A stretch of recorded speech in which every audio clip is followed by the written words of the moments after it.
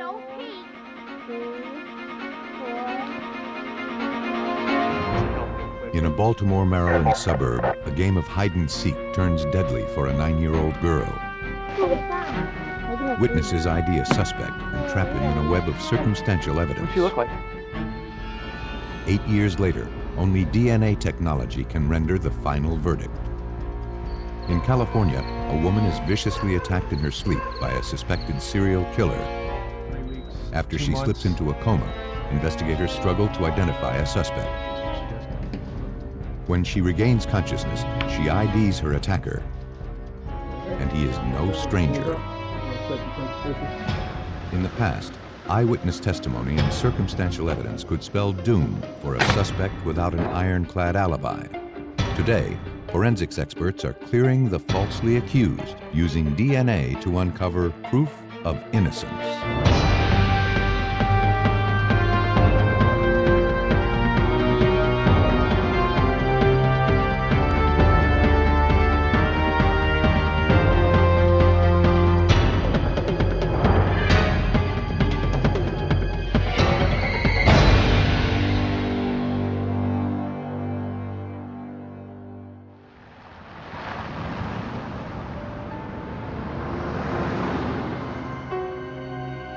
On the afternoon of July 25, 1984, in the Baltimore, Maryland suburb of Rosedale, police responded to a father's frantic 911 call.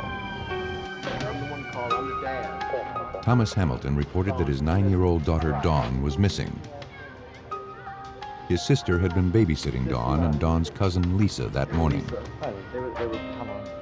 It's just behind the apartment houses. 8-year-old Lisa told police that she and Dawn had left to go play at a nearby pond around 10:30.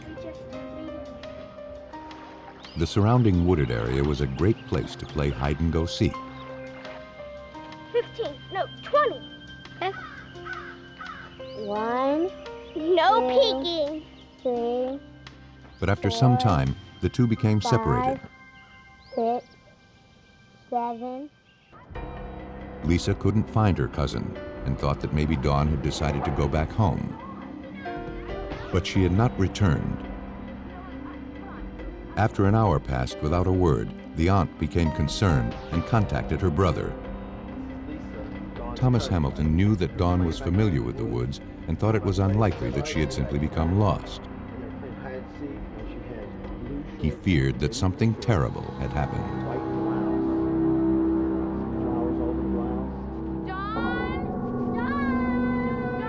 A search party made up of family, friends, and law enforcement officers began combing the wooded area behind the apartment complex.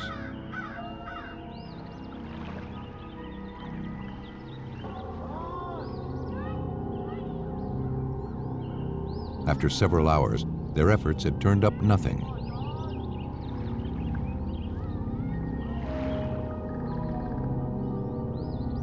Then, around 5 o'clock, one of the searchers made an ominous discovery.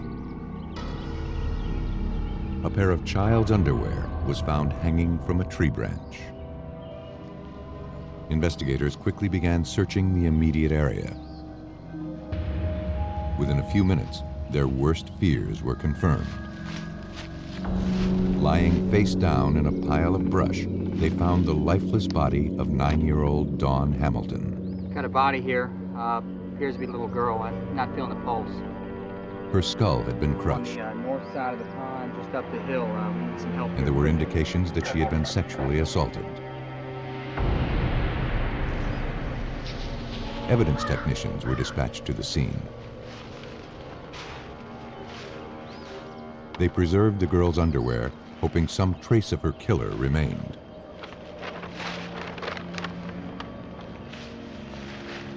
Investigators collected a large piece of cinder block found near the victim's head.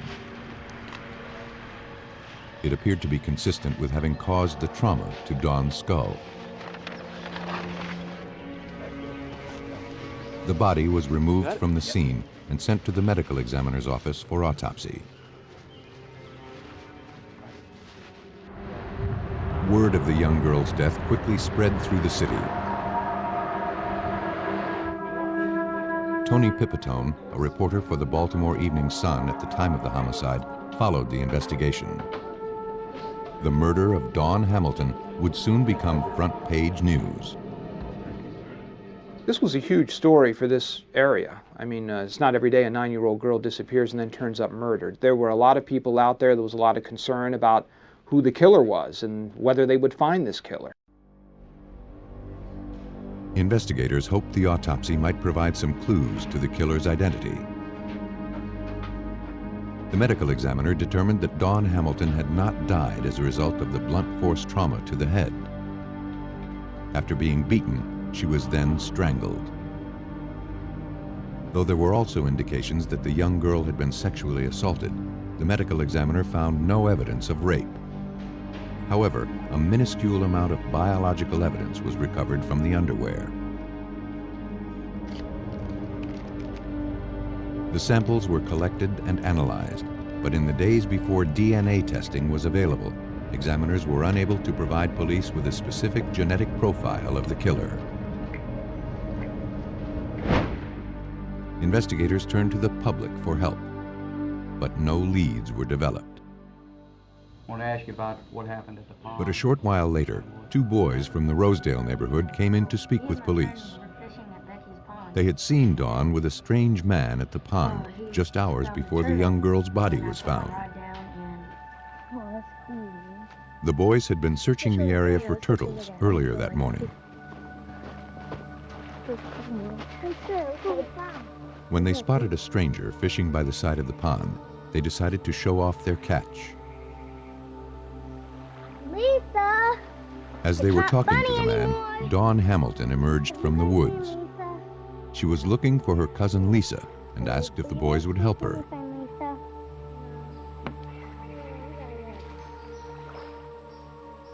They declined, but the stranger offered to help.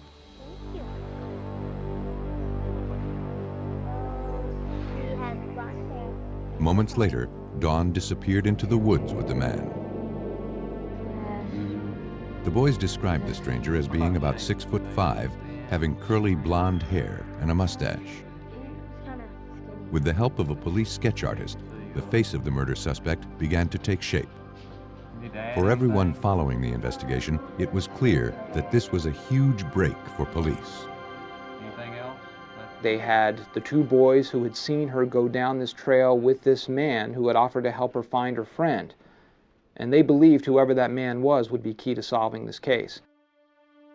The composite sketch of Dawn Hamilton's suspected killer was quickly distributed through the media. Police also took the drawing door to door throughout Rosedale. Several neighbors claimed to have seen the man lurking around the area on the day of the murder. But no one had seen him before then, and no one knew his name. As the investigation threatened to stall, pressure to solve the case mounted. Again, police turned to the media for help. It's Tony Pipitone. Desperate to generate a lead, detectives released a psychological profile of Dawn's killer through all area newspapers. The detectives had this profile done that said that whoever was responsible for this crime may have had an argument with a woman, a domineering woman in his life, may have been projecting that anger at that woman at this little girl. They said that whoever did this, according to this profile, grew up around the water because he was near the pond and where these boys were fishing and had gone to this pond as some kind of refuge in a troubled time.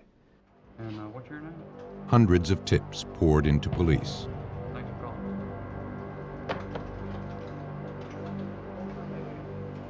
One anonymous caller said he recognized the composite and the psychological description as a man he knew named Kirk Bloodsworth. A detective who overheard the conversation was familiar with that name. Kirk Bloodsworth had been reported missing by his wife, and the report was filed shortly after Dawn Hamilton was found murdered. Believing there may be a connection, investigators quickly arranged to speak with Bloodsworth's wife. She said in the weeks before Dawn's murder, she and her husband's marriage began to deteriorate. We had a big fight last. And why hasn't it been paid yet? Throwing things at me. Kirk accused her of spending beyond their means. Frustrated, she fought with him constantly. As the tensions mounted, Kirk became distant and preoccupied. A week or so after Dawn's murder, Kirk disappeared. She hadn't heard from him since. How long had he been missing when you called him before? Investigators realized that Kirk Bloodsworth was involved in a turbulent relationship, just as the profile of the killer had indicated. Well, think we got everything? And, like the profile also suggested, he was drawn to the water. Kirk's wife said that her husband may have returned to his hometown, located on the Chesapeake Bay. Using that profile, it all fit together. Kirk Bloodsworth grew up on the eastern shore of Maryland. He was from a fisherman family. Kirk Bloodsworth was now the prime suspect in the murder of 9-year-old Dawn Hamilton. But as long as his whereabouts remained uncertain, so did the prospects of solving this case. Authorities in the Baltimore, Maryland suburb of Rosedale believed they had finally identified a suspect in the brutal sexual assault and murder of 9-year-old Dawn Hamilton, whose body was discovered in a wooded area a few hundred yards from her home. An anonymous caller had identified a composite sketch of the suspect as resembling a man named Kirk Bloodsworth, who disappeared a week after the murder. Bloodsworth's wife speculated he had returned to his hometown of Cambridge on Maryland's eastern shore. Police canvassed the small fishing community. They located one of Bloodsworth's friends. He confirmed that the suspect had in fact recently returned to Cambridge. Bloodsworth told him that he had done something terrible and couldn't return to Baltimore. The friend didn't ask any more questions. He told police where Bloodsworth was currently staying. The suspect was contacted and brought in for questioning. Though Kirk Bloodsworth denied any involvement in the homicide, he was unable to recount exactly where he was at the time the murder occurred. Detectives next asked him what he had done that was so terrible that he couldn't return to Baltimore. Bloodsworth responded that he had failed to take his wife out for a taco salad dinner, and he knew she would never forgive him. To police, the explanation was ludicrous. Investigators produced a large piece of cinder block, similar to the one found at the crime scene, and a photo of the victim to see how the suspect would react. They placed the rock in the interview room without referring to it specifically, and they watched his reaction. And I remember one of the detectives saying you could see him just kept going, staring back at that rock. You know, his eyes would shift back at that rock, back at that rock. She got hit over the head with a cinder block. Everything about the suspect led authorities to believe that he was Dawn Hamilton's killer. That was my day off, one of my days. Now, 2 decades later, Kirk Bloodsworth recalls that there was nothing he could have said to convince them he was not involved in the murder. And they kept drilling me, and all I kept saying was, I didn't do it. I'm telling you, I didn't do it. No, I might not know exactly where I was right then and there, right now, but I didn't do it. I know whatever it wasn't killing a little girl that day. Stop me, all right? But the evidence continued to suggest otherwise. The boys who helped create the composite sketch of the suspect were shown a photo lineup. Though Bloodsworth was shorter and heavier than the boys had described, and his hair was a different color, All right. they picked him Thank you out very as much. the man they Get had you guys seen all with out. Dawn near the pond. Several Rosedale residents also identified photographs of Bloodsworth as the man they saw hanging around the day of the murder. In the early morning hours of August 9th, 1984, police traveled to Bloodsworth's cousin's home on the eastern shore, where he was staying at the time. It was 2:45 in the morning, and he said, there he is. And I physically turned around, and looked the other way because I was expecting them to see, you know, my cousin's boyfriend or something, or somebody else, not me. And I was just in total shock by the fact that there was 20 people on the lawn with guns and police cars. They were surrounded the house, front and back, all over the place. Don Hamilton. Kirk Bloodsworth was charged with first-degree murder. And though the case against him was circumstantial, prosecutors sought the harshest penalty. You had the boys who identified him as being the man that went in the woods with Don Hamilton.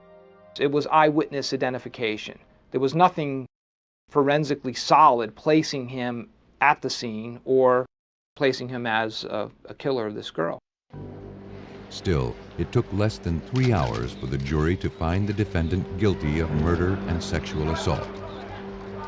2 weeks later, 21-year-old Kirk Bloodsworth returned for sentencing. Kirk stood up and said, "This is a travesty.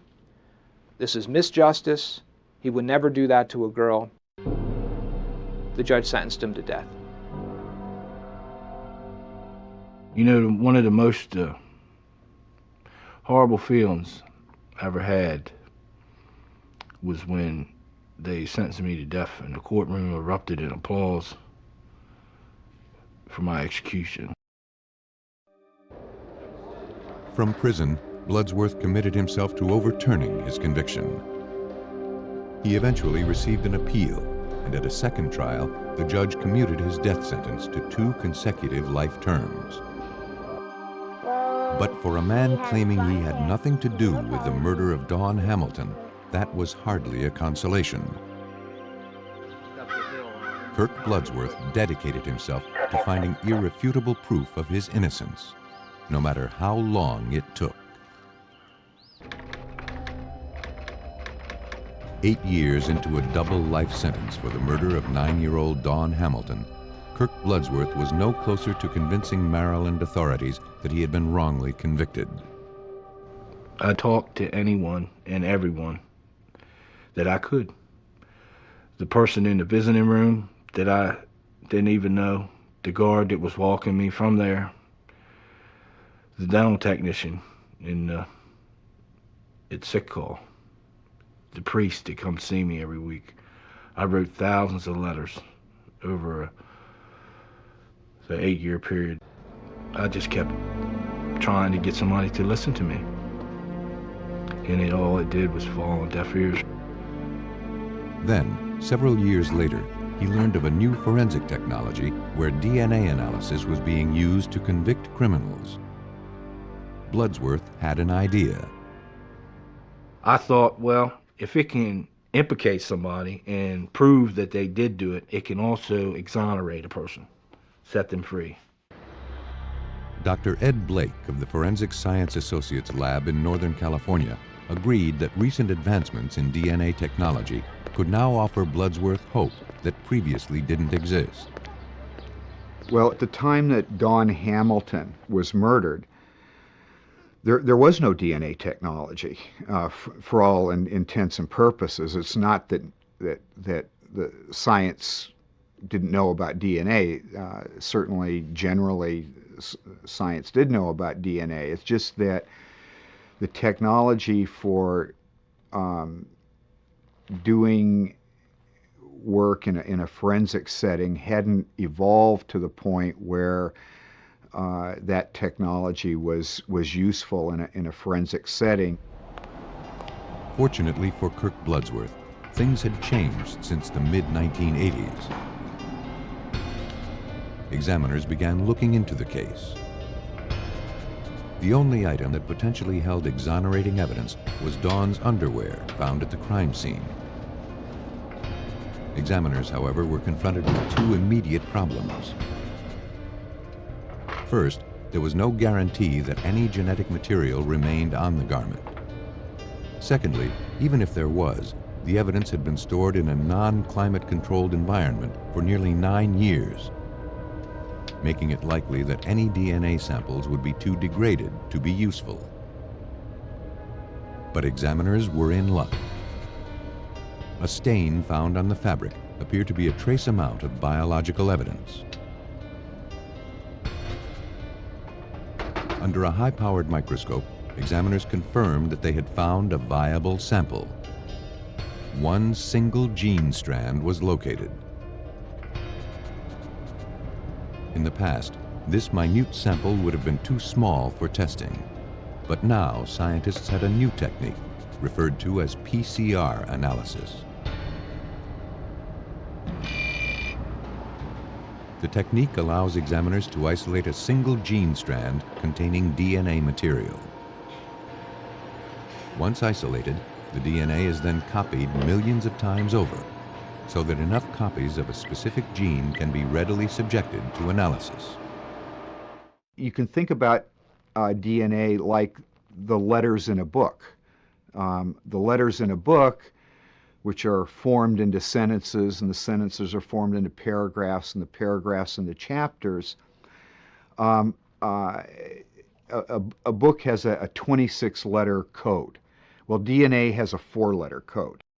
The PCR process, in effect, searches the entire book of sentences to copy the one sentence that you're interested in looking at, and then copying those over and over so the sentence is easier to read.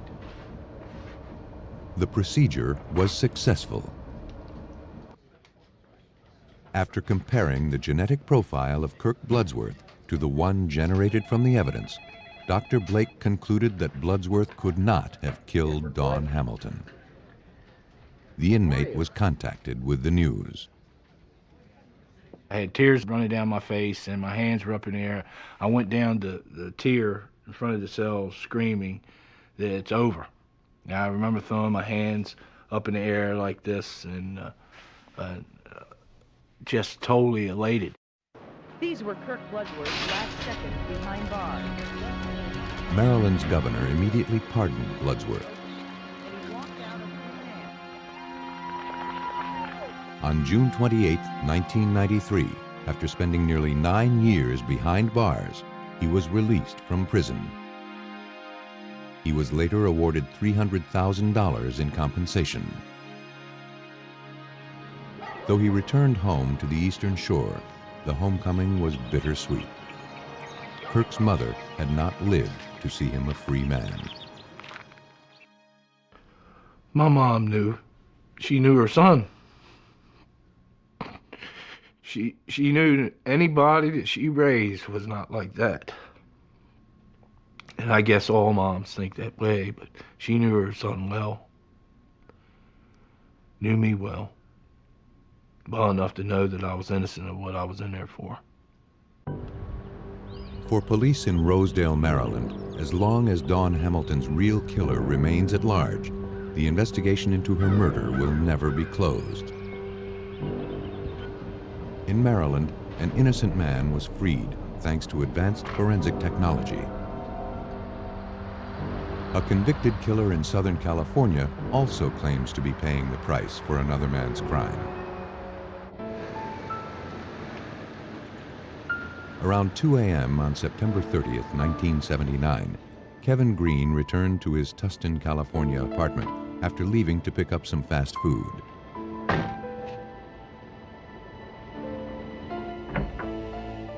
Though he was only gone for half an hour, clothes were now scattered around the residence. On the couple's bed, he found his pregnant wife, Diana, unconscious. She was bleeding badly. Green quickly called police.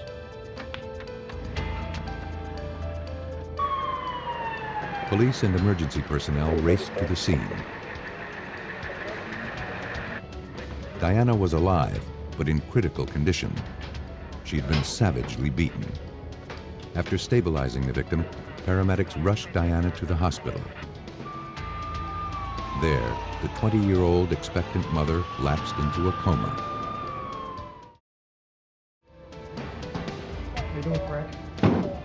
Crime scene technicians began scouring the residence, looking for any trace of the assailant that may have been left behind.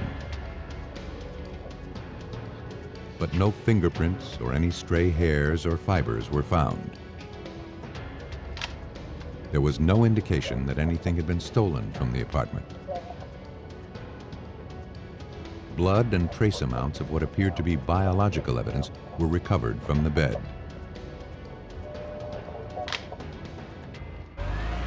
With the only witness to the assault in a coma, police turned to her husband, Kevin Green, for answers. The Marine Corps corporal told investigators that he and Diana had friends over for drinks earlier that evening. It won't be long, honey. Around 1:30 a.m., shortly after the guests left, Kevin was hungry and decided to go out for some fast food. There were several parties in the neighborhood. Kevin forgot to lock the door. As he made his way to his car, he noticed an African-American male walking aimlessly down the street. He had never seen the man before. But with all of the parties going on, Green thought nothing of it.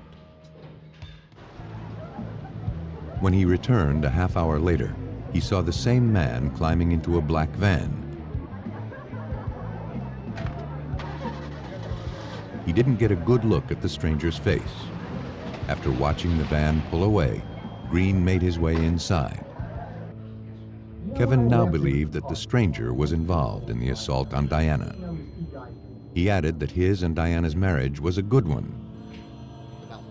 To this day, Kevin Green can't imagine why anyone would have attacked his wife. There's no reason in my mind. I can't think of any warnings I've heard or any reference to anything like this. She doesn't have any enemies. I don't have any enemies. Why would this happen? What has happened? At the crime lab, technicians began trying to answer those questions. Biological evidence recovered from the victim's body and the bed confirmed Diana Green had been sexually assaulted. But in the days before DNA profiling, there was little investigators could do to tie this sample to a specific individual, even if a suspect emerged. And that wasn't the only obstacle facing investigators. Though the victim was still alive, Costa Mesa homicide detective Barbara Geisler knew she would have to make her case without the eyewitness testimony of Diana Green.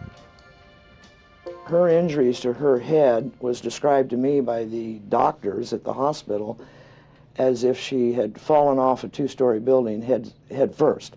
And it was really a miracle that she survived. And so she suffered from lapse of memory. It's not looking good. I think some of your problems flow. As soon as investigators began reviewing the details of Diana Green's assault, something immediately caught their attention. The MO was frighteningly similar to 4 unsolved rapes and murders that had occurred throughout Orange County within the past 9 months. All the young female victims were found sexually assaulted and brutally beaten to death.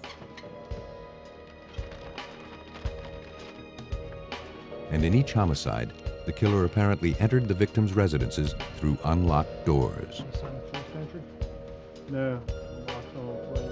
Nothing was taken from any of the apartments, suggesting the perpetrator had not been motivated by robbery. Though Diana was the only victim who was married and the only victim to have survived, detectives were convinced the crimes were connected. The apartment was downstairs. She was home alone at the time of the incident. The apartment did not appear to be ransacked. There didn't appear to be anything taken. There was no theft or burglary involved. She was sexually assaulted and also bludgeoned. That's enough similarity certainly to get your attention. Though Diana Green had miraculously survived an attack by a serial killer, her unborn baby girl was barely clinging to life. The day after the assault, while still lingering in a coma, the situation turned critical. A nurse came in to do the next check on the baby. She was listening to the baby's heartbeat, and then she lost it. And she kept looking for the heartbeat and kept looking. She couldn't find it. There wasn't any warning. There wasn't any anything anybody could do. The baby's heartbeat stopped. And by the time they realized that that's actually what had happened. The baby hadn't just turned. It was too late. The serial killer, who the press dubbed the bedroom basher, had claimed another innocent life. And though publicity surrounding the murder of the unborn baby sent shockwaves through the community, no solid leads were developed. Then, 8 days after Diana Green was assaulted, police were called to an apartment complex just 3 blocks from her residence. There had been another homicide. The body of 24-year-old Deborah Kennedy was discovered by her roommate.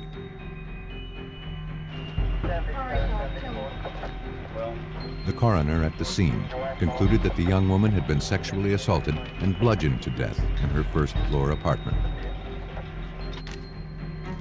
Police were able to collect biological evidence of rape, but no other clues to the killer's identity were found. Tustin Police Lieutenant Bill Fisher was assigned the case. It was clear to him that Deborah Kennedy and Diana Green had both been victimized by the same predator. So we found that they were both in their early 20s. They lived about 1.5 miles apart from one another. The attacks themselves were both very similar, blows to the forehead with some kind of a blunt object, and they had both been sexually assaulted. There had now been 6 similar attacks in less than a year. 5 women and an unborn baby were dead. Detectives had no leads. It's difficult to say. And though Diana had emerged from her coma, the injuries to her brain were taking longer to heal than expected. Without her testimony, identifying the bedroom basher would be difficult. A month later, after being released from the hospital, Diana was finally getting her memory back. And she was anxious to meet with police. Though she had not regained her speech, she was able to communicate the identity of her attacker. You know what he hit you with? The person responsible for the death of her baby was not a stranger. It was her husband, Kevin Green. Remember what he hit you with? Police in Costa Mesa and Tustin, California, struggled to identify a suspect in a string of brutal sexual assaults that had claimed the lives of 5 women and 1 unborn child. 20-year-old Diana Green, who lost her baby as a result of a brutal beating by the suspected serial killer, finally regained her memory of the attack and then filed an official statement with police. Detective Barbara Geisler reviewed Diana's testimony. Diana claimed that her husband, Marine Corps Corporal Kevin Green, was her assailant. According to Diana, on the night she was assaulted, she and Kevin had a heated argument. Kevin wanted to have sex, but Diana, then 9 months pregnant, refused his advances. As a result, Kevin attacked her, smashing her in the forehead with his keychain before raping her. Suddenly, investigators had to consider that Kevin Green was also responsible for the other 5 unsolved homicides throughout Orange County. But after retracing his movements over the previous year, it was clear that he could not be the bedroom basher. However, he could have staged the attack on his wife to make it look like the crime of the serial killer. In fact, the phrase that was coined at that time, and I think is used today, is that possibly the husband had committed the crime, quote unquote, as a look-alike, keeping in mind all of the homicides that were occurring had been publicized greatly throughout the counties. To confirm their suspicions, police began interviewing the couple's friends and associates. Though Kevin had told police his marriage to Diana was solid, one of the couple's neighbors said that the two would often have heated arguments that could be heard throughout the complex. Investigators next interviewed the couple that had spent time with Kevin and Diana just hours before the assault. They were expecting. They described a tense relationship. They recalled that just after Diana learned she was pregnant, Kevin became abusive toward her during dinner one night. He was convinced she would use the pregnancy to avoid being intimate with him.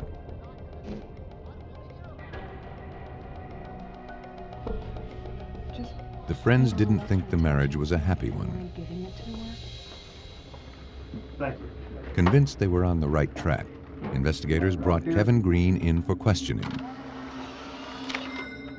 Looking to corroborate Diana's story, investigators collected his keychain that he allegedly used to beat her with. Later analysis revealed no traces of blood. But Kevin Green couldn't explain how or why his wife had memories of him attacking her. He insisted he had nothing to do with her assault. He maintained that at the time of the attack, he was across town getting fast food.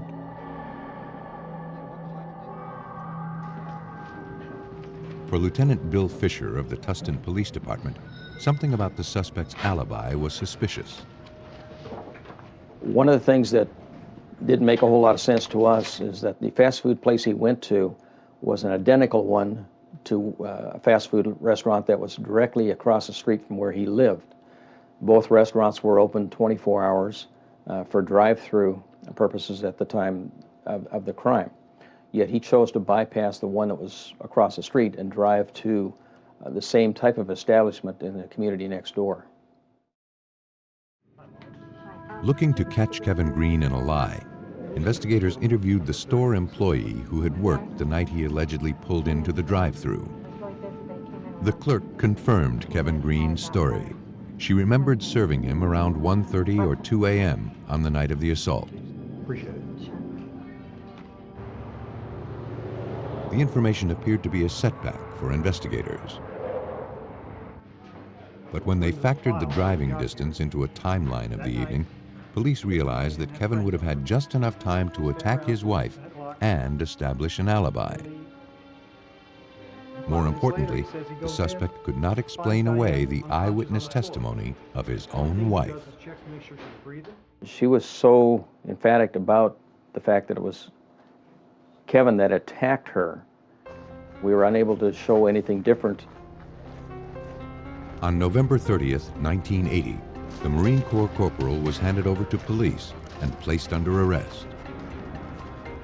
Green maintained his innocence, convinced that the real culprit was the stranger he had seen outside his apartment the night of the assault. Police felt otherwise. They arrested me and threw me in jail on first-degree murder, attempted murder, and 2 counts of assault with a deadly weapon with great bodily injury. $250,000 bail and headlines for all the world to see. Marine arrested in the beating attack and death of his daughter. Kevin Green mounted a strong defense at trial, but Diana's emotional testimony won over the jury. He was convicted on all counts and sentenced to life in prison. Though Green fought to overturn his conviction, his efforts went unrewarded. 15 years into his sentence, he had exhausted all of his appeals. Because he never showed remorse for the crimes that he insisted he hadn't committed, Kevin Green was turned down for parole in 1988, 1991, 1993, and 1995. Green resigned himself to the fact that he would die in prison. A self-proclaimed innocent man. 15 years into a life sentence for assaulting his pregnant wife and killing their unborn baby, Kevin Green continued to maintain his innocence. But with all of his appeals exhausted, his only hope for justice was that the real culprit, who Green believed to be the serial killer known as the Bedroom Basher, would someday be caught. But Tustin and Costa Mesa police had been unable to identify a suspect in the 5 unsolved 1979 homicides. Blunt object, I'm thinking maybe 2x4. The investigations into those murders had ground to a halt. But in the summer of 1995, Tustin police detective Tom Tarpley learned of a new national database called CODIS, the Combined DNA Identification Index, that had the potential to re-energize those investigations. We were instructed that a database existed in which you could take evidence from unsolved cases, develop a genetic profile from that evidence, and then that evidence would be put into a computer which is maintained by the state of California that holds genetic profiles of known offenders, people who are in prison or have been convicted of certain serious crimes. So you could take the two genetic profiles and see if there was a match between the unsolved case and the known offender. Detective Tarpley requested the case files for any of the unsolved serial murders that contained potential DNA evidence. Tom, here's that file. Lieutenant Bill Fisher, who had also worked the case against Kevin Green, had one. He turned over the file of 24-year-old Deborah Kennedy, who was bludgeoned to death within days of the assault on Diana Green. When Lieutenant Fisher brought me the Deborah Kennedy case file, I went through that file looking at the physical evidence, and it appeared that there was a rape kit that was taken at the time of her discovery. Hoping to close one of the unsolved bedroom basher murders, detectives retrieved the sexual assault kit and sent it to the Orange County Sheriff's Crime Lab for analysis. But now, more than 16 years since the specimen was collected, criminalist Frank Fitzpatrick wasn't sure if the old sample would be of any use. The problem was that the sexual assault kit had not been refrigerated, had not been frozen, and we really had no idea of what kind of shape this biological evidence was going to be in. We asked one of our DNA analysts to work through the night and to see what they could do with trying to extract some DNA from this. Technicians were in luck. Trace amounts of genetic material were extracted from a clipping of Deborah Kennedy's bed sheets. Using the PCR technique, the DNA was then copied so that criminalists would have enough material to test. The analysis produced a genetic profile of Deborah Kennedy's killer. When investigators entered the profile into the CODIS database, they found an identical match.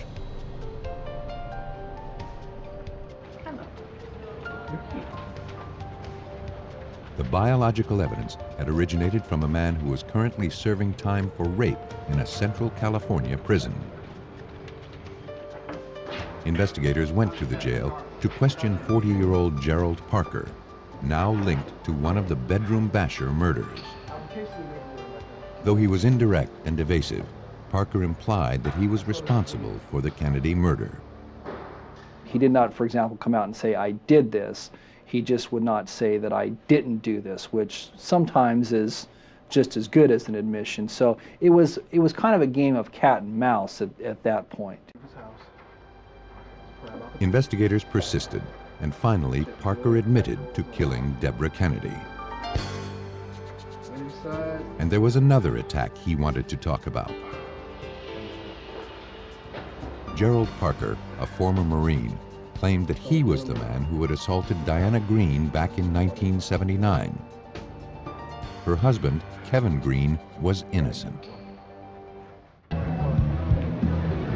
Parker said that on September 30th, 1979, he slipped into the Greens' apartment after seeing Kevin get into his car and leave. Using a 2x4, he attacked Diana as she slept in her bed. He then sexually assaulted her and made his way out of the apartment. He completed his brutal attack in less than half an hour and left the apartment just as Kevin returned home. Though police were unable to explain Diana's memory of the assault, they were now confronted with the possibility that Kevin Green may have been innocent after all.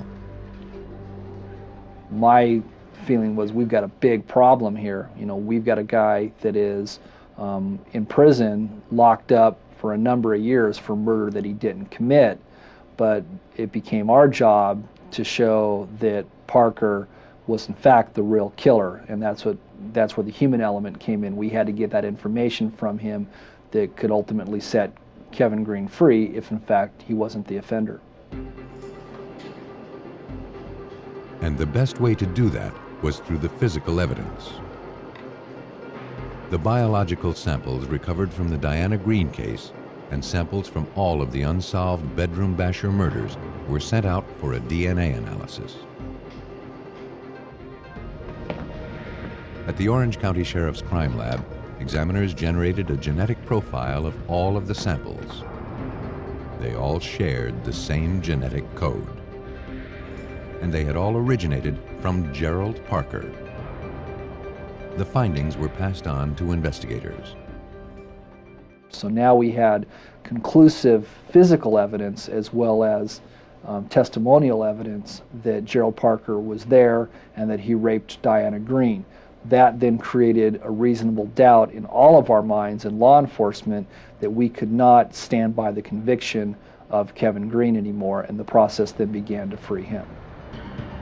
On June 20th, 1996, after being locked up for nearly 17 years, Kevin Green was released from prison.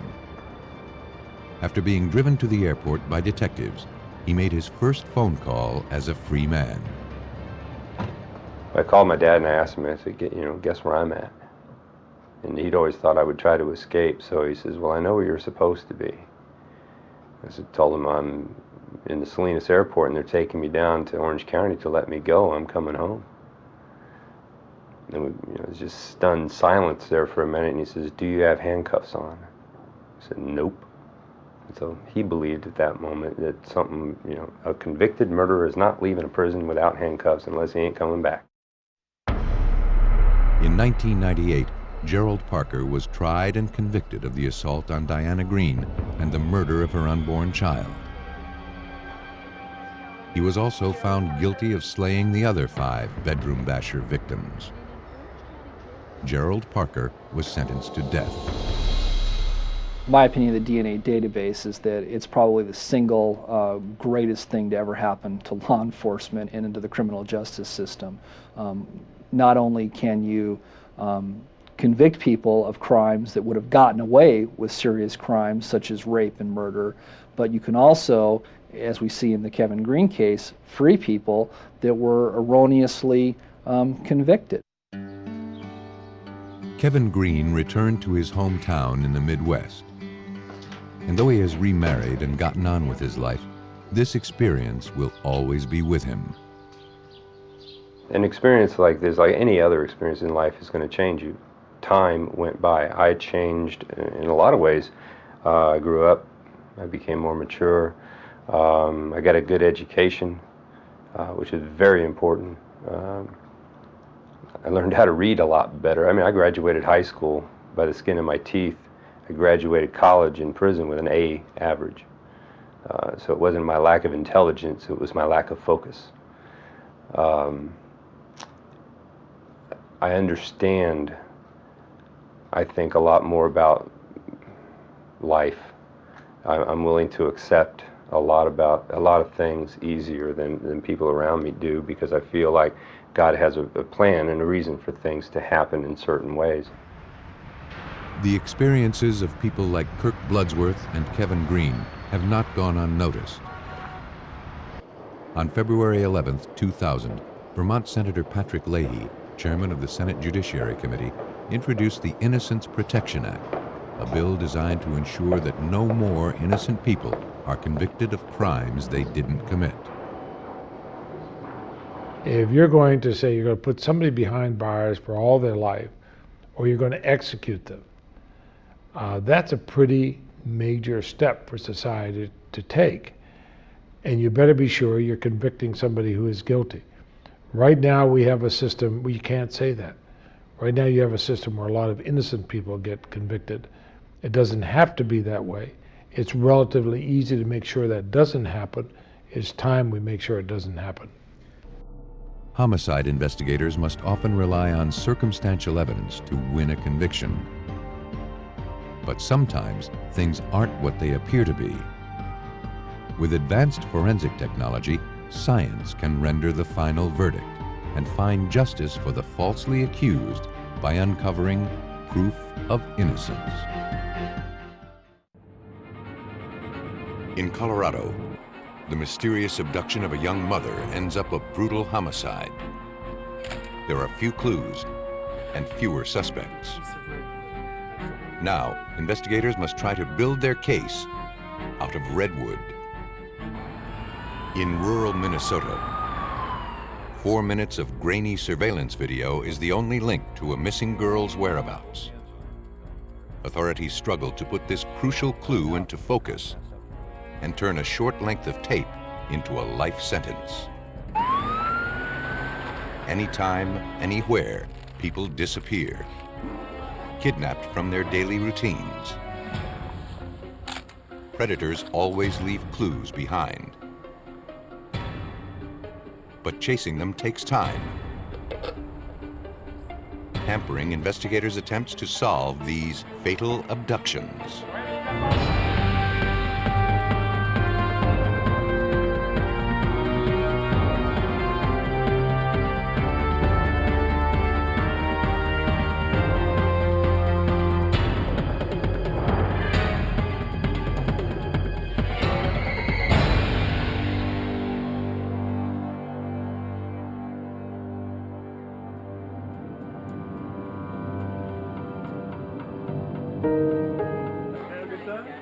In this episode, some of the names have been changed.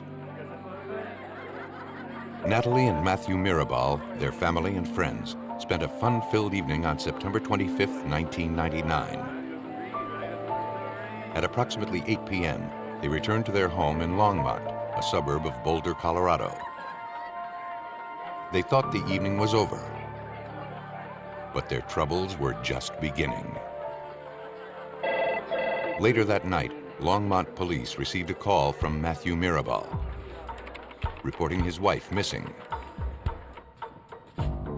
He said Natalie went to the grocery store for groceries 3 hours earlier and hadn't returned. That's the last time I saw her. That's the last time I talked to her. She had to get to your house. Because Matthew couldn't leave the baby and Natalie took the car, he asked his friends to go to the store to look for her. But they found only her vehicle. No sign of Natalie. She never went into the store.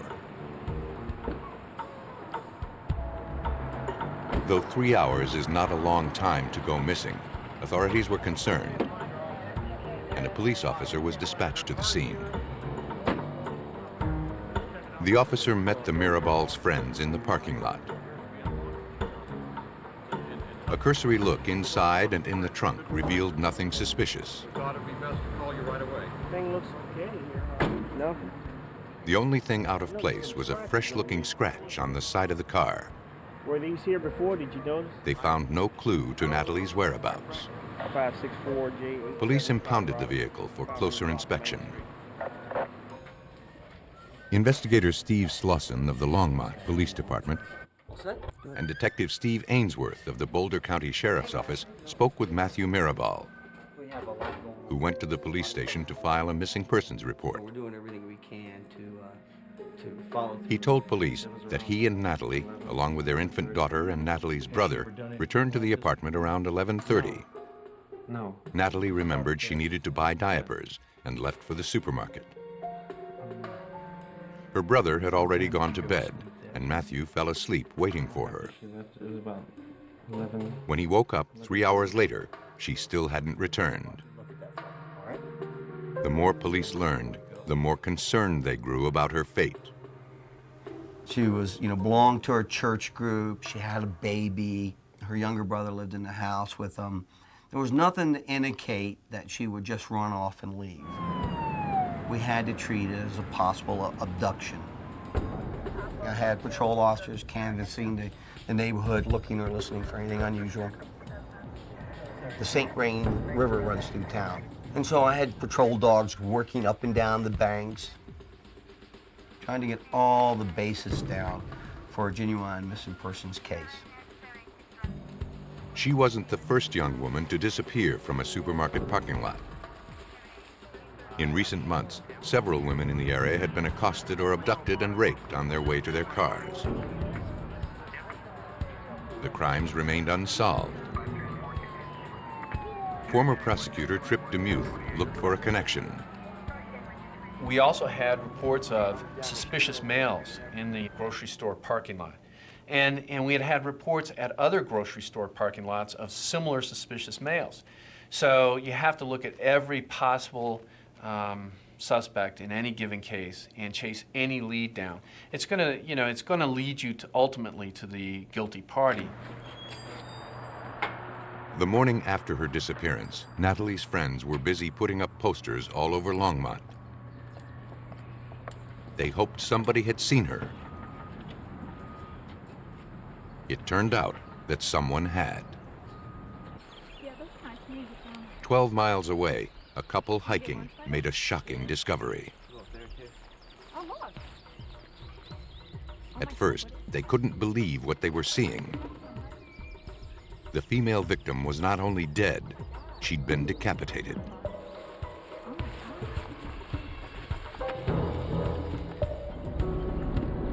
I'm arrival 0.8 of a mile up above Buckingham and left. Detective Steve Ainsworth went to the scene.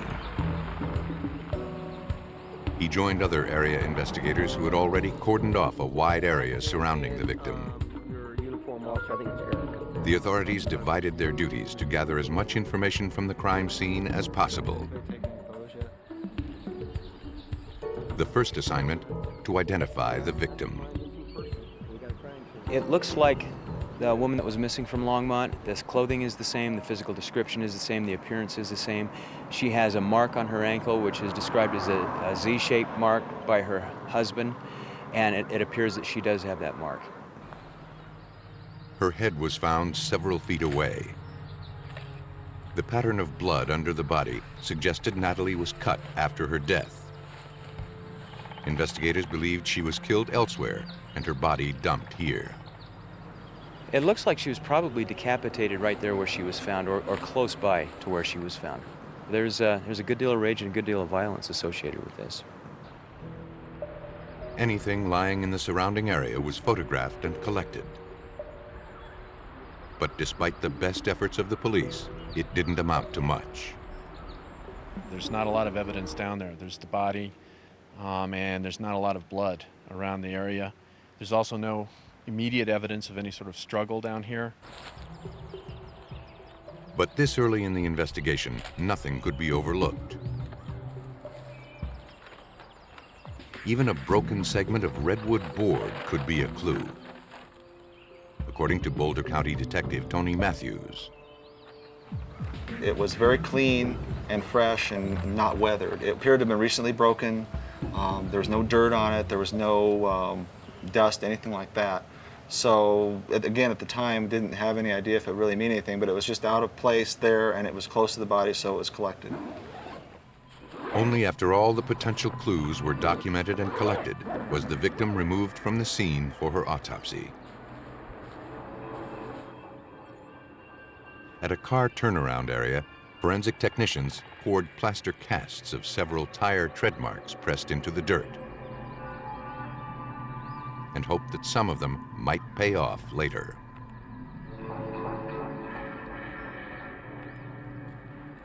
As the crime scene was being processed, a woman found a purse on a nearby road. Inside was Natalie Mirabal's identification, her wallet, and some cash. Detectives now knew the reason for her murder was not robbery. You and John could do a camp. Investigators formed a task force to chase all leads. They feared that Natalie Mirabal might be the most recent victim of a serial killer. There were transients that were being beheaded in the lower downtown Denver area, which is only about 30 minutes away. Decapitations, as a general rule, are not that common. And so the fact that we had a decapitation here and we had decapitations occurring down in Denver was something that I talked to Steve Ainsworth about investigating. Detective Ainsworth went to Denver looking for parallels between the cases and compared the killer's MO to the other grisly slayings. I interviewed the lieutenant of the persons unit at Denver Police Department. We went over my case, went over his cases, and there were no similarities whatsoever. No similarities meant no leads. The only facts they were sure of came from the victim herself. Unlike the other victims, the autopsy determined she had been struck on the head and strangled prior to her decapitation. And the victims of similar recent abductions were sexually assaulted. Natalie was not. In Colorado, thumbprints were collected from all licensed drivers. This enabled investigators to identify absolutely that the victim was Natalie Mirabal. Matthew. Once the body was positively ID'd, Natalie's family was informed of her murder. When I first met Natalie's mother that night, Anselma Vasquez, we notified her that her daughter had been found and she was dead. I didn't tell her what had happened or anything like that, but obviously she was extremely upset. Well, who did this to her? What? Investigators next set out to determine whether she was a random victim or murdered by someone she knew. The interviews with her family members revealed Natalie had a happy life and no enemies. Her mother, Anselma Vasquez, remembers her daughter. She was the sunshine for everyone. You could be in a dark room, gloomy, and Natalie would just make that day so happy and so sunny. And she brought joy into everybody's life. For Detective Ainsworth, it was at that moment the case became personal. I told her before I left that night, I told her, Anselma, I promise you, I will find out who did this to Natalie. For Natalie's mother, and in the name of justice, investigators vowed not to rest until they found the killer. When Natalie Mirabal's decapitated body was found in the mountains, investigators faced two possible scenarios. She was the random victim of a stranger, or her killer was someone she knew. Because most victims know their killers, Natalie's husband, Matthew Mirabal, agreed to allow investigators to search their apartment for anything connecting her to her murderer. According to former prosecutor Trip DeMuth, spouses and family members are always the first suspects investigators try to eliminate. One of the rules that you follow in criminal investigations is that you start with very small circles and you work out from there. So a husband is always an initial suspect. Something fell on During his interview, they noticed a fresh bandage on his thumb. Something fell on it? Yeah. Matthew explained he'd cut himself on his job as a house painter. He cooperated with police, letting them photograph the small wound. At this point, investigators checked out anything even slightly out of the ordinary. Detective Ainsworth and his team would have the chance to sort through it all later to determine what might be relevant. Ron, I might need you to use your flashlight. Their investigation progressed to Natalie's car, impounded from the supermarket parking lot. All right, we got some plant material. The front floor was littered with leaves and twigs. We'll get a sample of these items on the floor. Forensic technicians collected all the plant material. Wedged between the seat and the console, almost hidden from view, was a pair of brown cloth work gloves. Detective Tony Matthews questioned the kind of work they'd been used for. You could see blood on them and started looking at them more closely, and there was a cut, a very small cut in the area of the left thumb. All of the potential evidence was sent to the lab. The leaf debris from the car was sent to the University of Colorado, where they were analyzed by botanist Jane Bach. Almost anywhere a car travels, it picks up bits of leaves, twigs, and seeds. In this case, the plant fragments left behind were considered possible evidence, as well as clues to the murder's location. If you look on the floor mats, under the floor mats, and those wells that are where the windshield wipers are, and under the fenders, and in the grooves on tires. All of those places have plant fragments. In Colorado, different plants grow in different regions. The plants in the high mountains are not the same as the ones that grow at lower altitude. After we examined these plant fragments, it was obvious that the car had been up one of the canyons around Boulder. I couldn't say exactly what canyon, and it was not characteristic of vegetation found even in landscaping around homes on the plains. Bach's findings placed Natalie's car at one of the nearby canyons. Agent Scott Pratt of the Colorado Bureau of Investigation attempted to narrow it down to the vicinity of the crime scene by examining the car's tires that were sent to the lab. He compared the tread impressions from the canyon against the tires from Natalie's car. He traced the pattern of the casts onto an acetate overlay. Then he put the overlay against the tires he wished to compare. In this way, he determined whether the model, size, and pattern of the tire matched. These details, called class characteristics, are a good start. But thousands of tires with identical class characteristics roll out of factories every day. It is only when a tire hits the road that the individual characteristics that make each tire unique are detectable. As we're driving down rocky roads, we may have the rocks take chips out of the tires, or something may put a slice in the tire. They may hit curbs that do damage to the tire. So there's different things that we look at where we can literally nail it down to that's the only tire that could have made that impression. Investigators usually count themselves lucky to collect 1 or 2 impressions of individual characteristics. In this case, Pratt considered himself more fortunate than most. What was interesting is that I had 4 different tire impressions that I was looking at. As I did my examination, I came to the conclusion that this particular vehicle could have made 3 of them. Through his efforts, Pratt could confidently say Natalie's car had been to the canyon where her body was found, and then inexplicably returned to the store parking lot. If I would have matched only 1 tire, that would have been a lot broader conclusion. But where you have 3 different tire designs on a vehicle and all 3 are present at the scene, that makes it a lot more substantial of a conclusion. Detective Matthews and his colleagues now needed to find out why Natalie's car had been returned to the parking lot. Give me a light.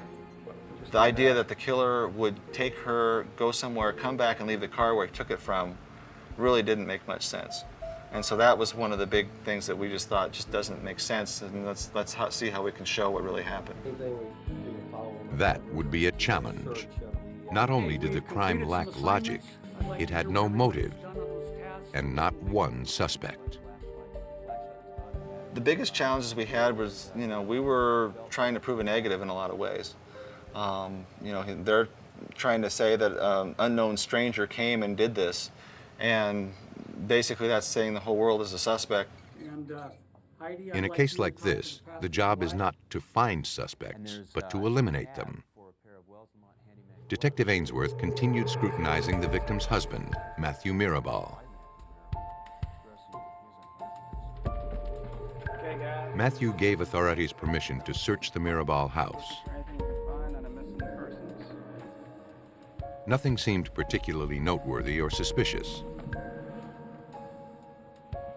until they found a recently executed life insurance policy. It provided $250,000 to Matthew Mirabal in the event of his wife's death. The policy wasn't so unusual, except detectives found it in a briefcase stashed beneath the living room sofa. Police believed they found the first clue to Natalie's murder, a potential motive. Natalie Mirabal was dead, and Colorado investigators tried to eliminate her husband, Matthew, from the suspects list. Until they hit a snag. A $250,000 life insurance policy on Natalie, issued only a few months earlier, seemed generous and a little too timely. Detective Steve Ainsworth found out something else about the policy. Matthew had purchased it in secret. He had paid with a money order from a nearby grocery store when he would write $2.79 checks or $1.50 checks. He wrote checks for everything, but he went to this grocery store and took the trouble of getting a money order for this particular life insurance policy rather than writing a check that his wife would have seen. Green chair over there. The insurance provided a potential motive, Thank you for and coming it in. steered the investigation toward Matthew Mirabal. I just wanted to ask you some questions here. First of all, he tried to get $1 million on her. And he told the agent that if anything ever happened to my wife, I want to be able to stay home and take care of my baby, which is kind of unusual. Also, the amount that he was asking for, in that she didn't have an income because she was a stay-at-home mom. He didn't have an income anywhere near that kind of money. And so when it was dropped down to $250,000 and he just immediately accepted it without argument or anything, that was a little suspicious also. There's no problem. Thank you. Detective Ainsworth went to the painting company where he worked to ask him some questions. But Mirabal and the other workers were out on jobs. Ainsworth took the opportunity to look around. He was careful to limit his search to outdoor public areas. He never went inside. Not knowing what exactly he was searching for, he checked the trash cans. He noticed a plastic shopping bag. I pulled it out and I looked in it, and there was this flashlight packaging with the flashlight gone, the batteries gone. There's also a cardboard tab for a pair of cotton jersey gloves. And why I took it, I can't tell you. It's just, I don't know if it didn't go with the rest of the trash or why, but so I took it. The items were sent to the crime lab, where technicians raised a fingerprint from the plastic bag. The police didn't have Matthew Mirabal's fingerprints on file to compare it against. They needed to collect more evidence. Oh, looks like the same wood that was They impounded his truck, where Detective Tony Matthews found a more significant clue, one that might link Mirabal to the crime scene. In the back of his truck was a piece of redwood, and this piece of redwood is very similar in appearance to the piece from the scene. I thought at the time, I wonder if this matches that broken off piece. Piece of redwood. The wood and other items were tagged and collected. There's another piece of redwood. Though the redwood was similar to the piece found at the crime scene, the two sections did not fit together, suggesting that a third piece was still out there, waiting to be found. Other clues also needed to be pursued. After seeing the flashlight packaging, one of the detectives remembered a similar flashlight he saw during the search of Mirabal's home. Take a look at them, see what we got here. They returned to the Mirabal house to collect it.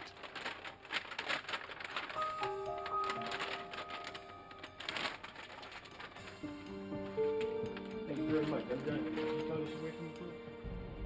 Swabs of the flashlight tested positive for human blood, and its DNA was analyzed.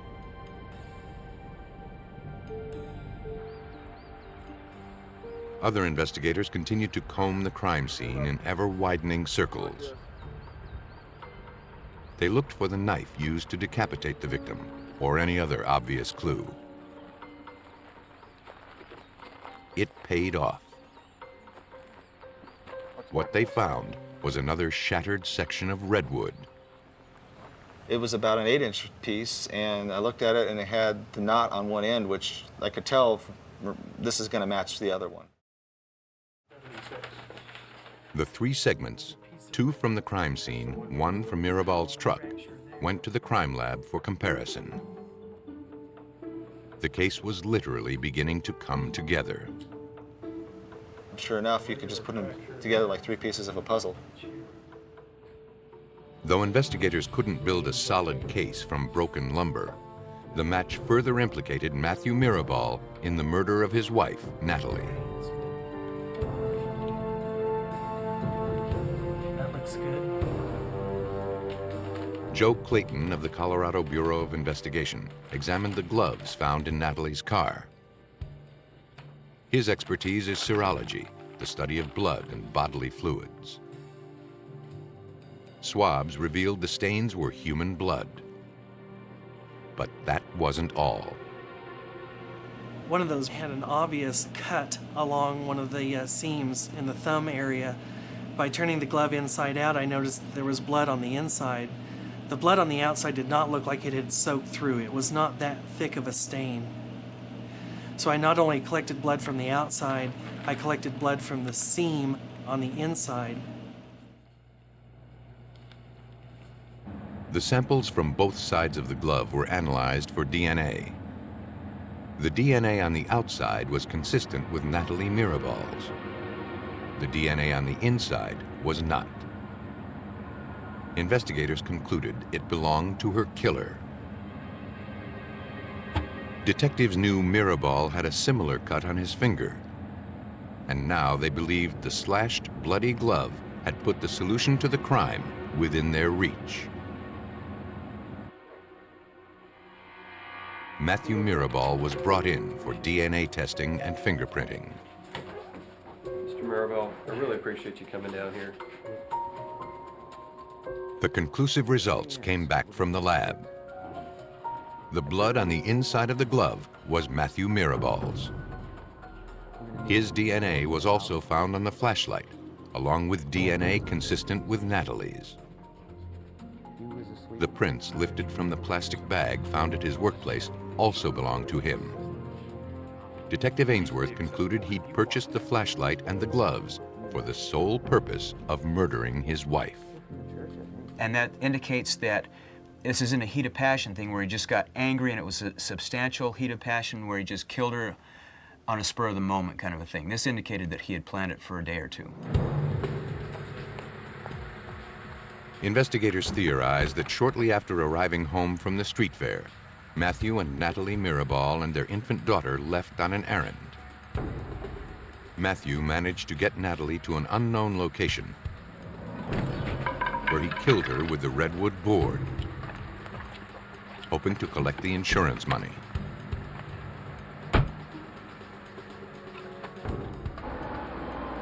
After taking her body to the canyon and decapitating her, he drove to the supermarket, left her car there, and walked home with the baby.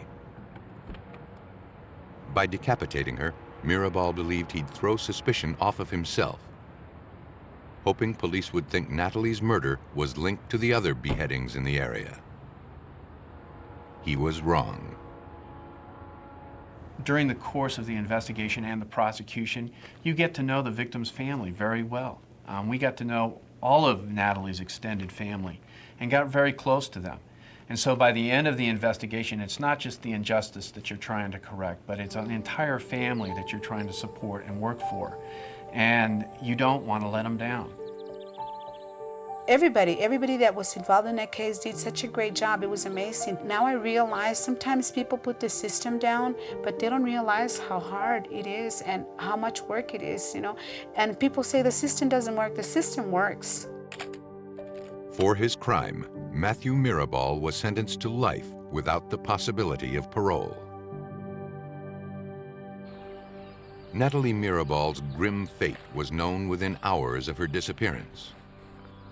In other abductions, the victim's fate remains an agonizing mystery. The outlying areas of Duluth, Minnesota are a haven for fishermen and hunters. In 1999, one hunter preyed on young women. In the early hours of May 27th, the Carlton County Police dispatcher received a call. A clerk was missing from a secluded convenience store. No one, including her family, had heard from her since the previous evening.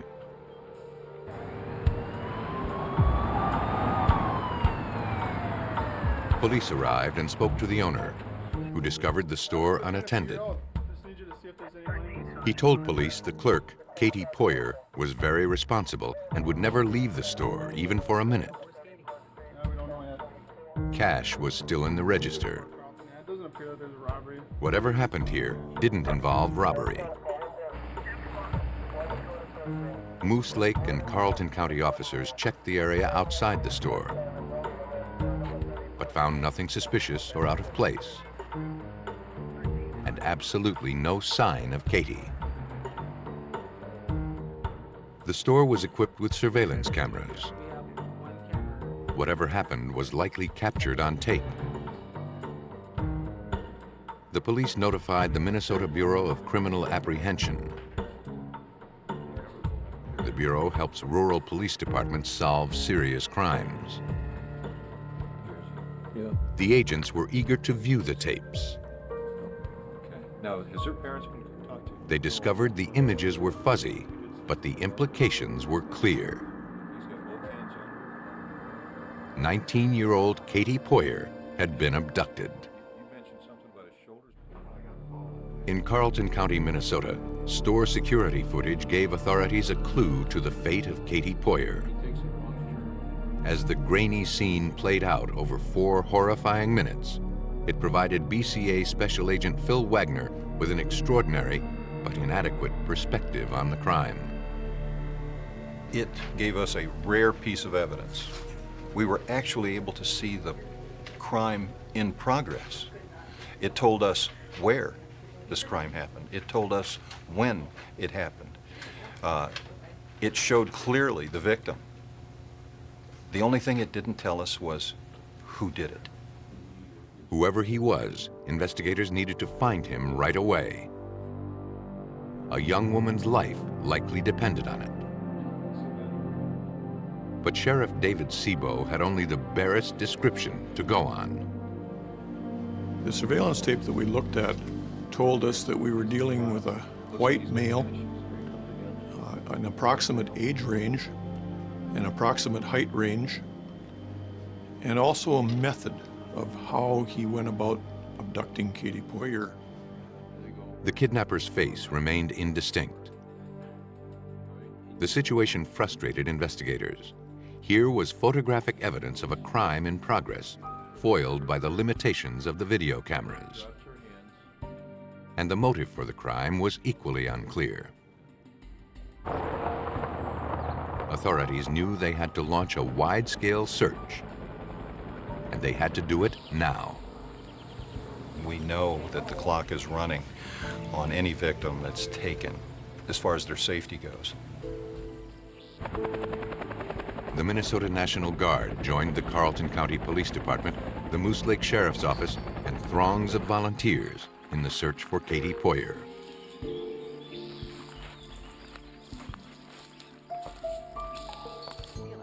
Everybody loves Katy. Police spoke to the victim's mother to see if perhaps Katy mentioned being stalked or followed, or if she was having trouble with anyone. Her mother couldn't think of any problems her daughter might have had. In fact, it was a happy time.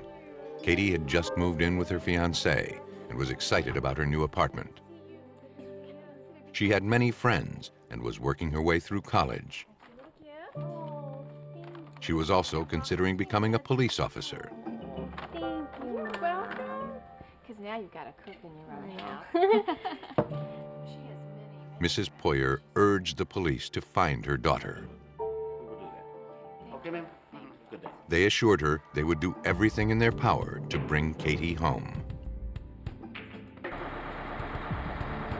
In the days that followed, hundreds of law enforcement personnel and volunteers were brought in to aid in the search.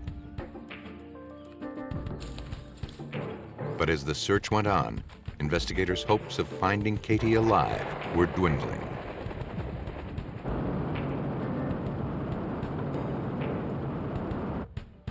Then, a canvass of the shops near the convenience store uncovered a potential witness.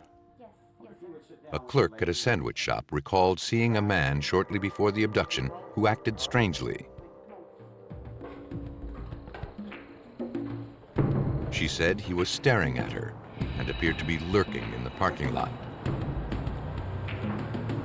The clerk kept her eye on him and was concerned enough to jot a partial license number from his black truck. BCA Special Agent Terry Smith. As we canvassed the area, one of the common themes that we heard over and over was about a person with a black truck. We had a description that seemed to fit from a number of different people, and sometimes they were a little bit vague in what it was about him, but they all were troubled by the way he looked at women or the way that he seemed to behave. From witness descriptions, investigators managed to put together a rough sketch. The information gathered from the witnesses suggested that Katy was in the hands of a sexual predator. Well, what happened in the other 6 cases to the other? Authorities held a press conference to enlist the public's help.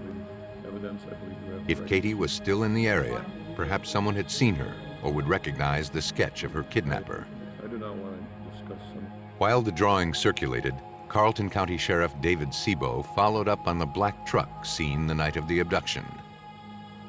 We had received information of the partial license plate, and we entered that into the computer along with a description of the vehicle, and from that generated about 2,000 registered owners of vehicles in Minnesota. The 2,000 names was a daunting list of potential suspects. No lead was left unchecked. The sheriff's office alerted officers to be on the lookout for any vehicles matching the truck's description and tags. Police made contact with everyone who had a similar license plate number. Donald Pintz was on that list. Pintz wasn't home. His wife acknowledged they owned a truck, but it was gray, not black. When asked about her husband's whereabouts on the evening of May 26th, she said he'd been fishing at their lake property, but had returned home around 8 p.m. He remained there for the rest of the night. Like many of their leads, this one went nowhere. Authorities returned to the tape, seeking some overlooked clue. They took it to video analyst Lance Parthay to see if he could clear up the image. Parthay wasn't optimistic.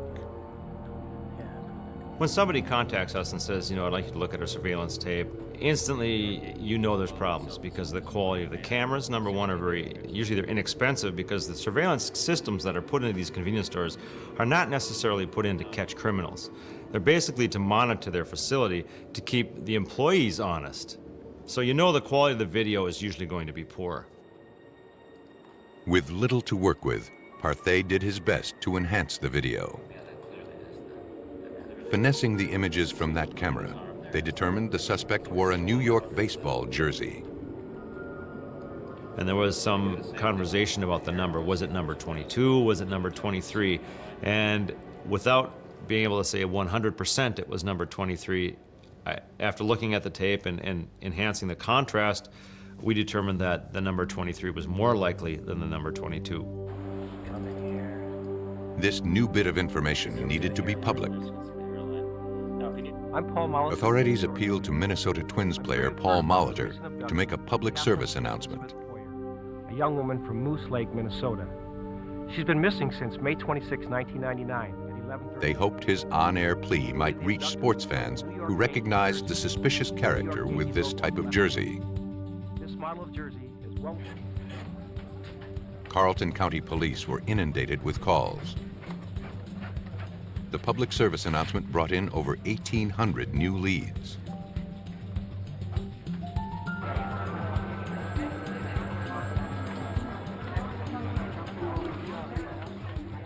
Some of the callers even reported to have seen Katy.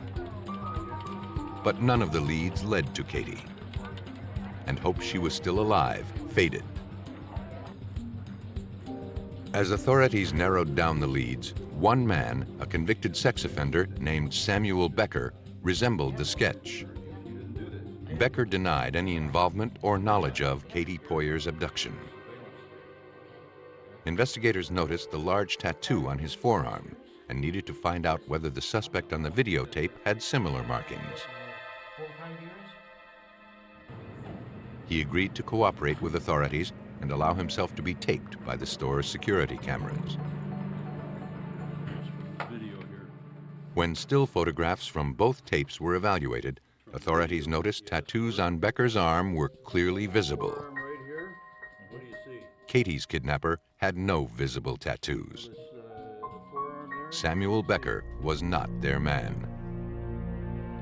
BCA Special Agent Terry Smith and his team hit many dead ends as they eliminated suspects.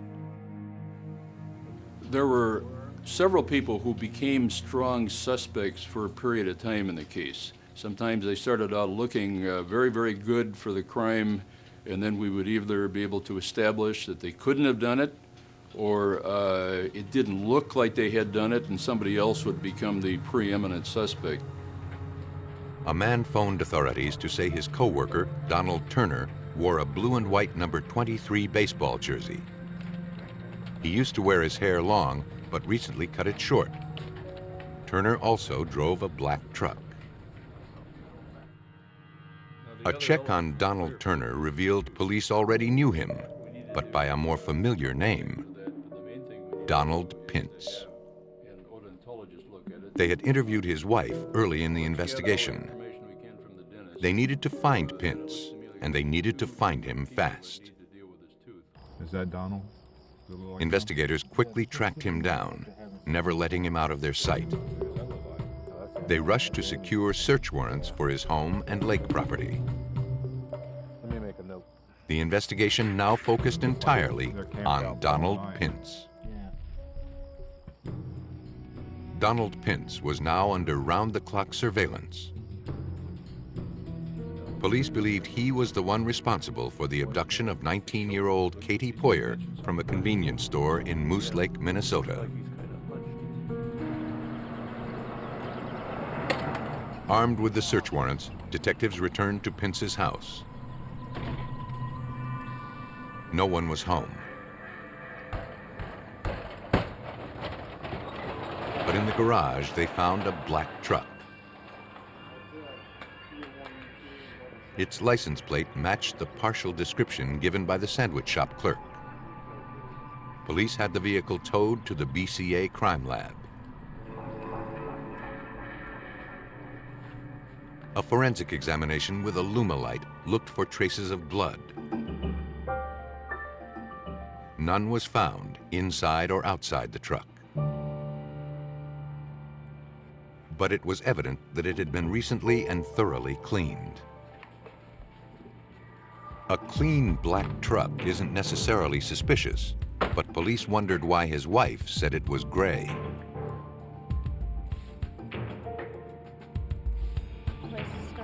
Next, investigators searched Pintz's lakeside property,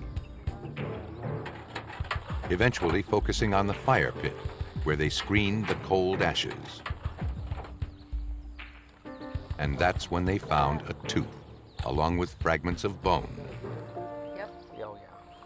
They carefully collected the frail remains.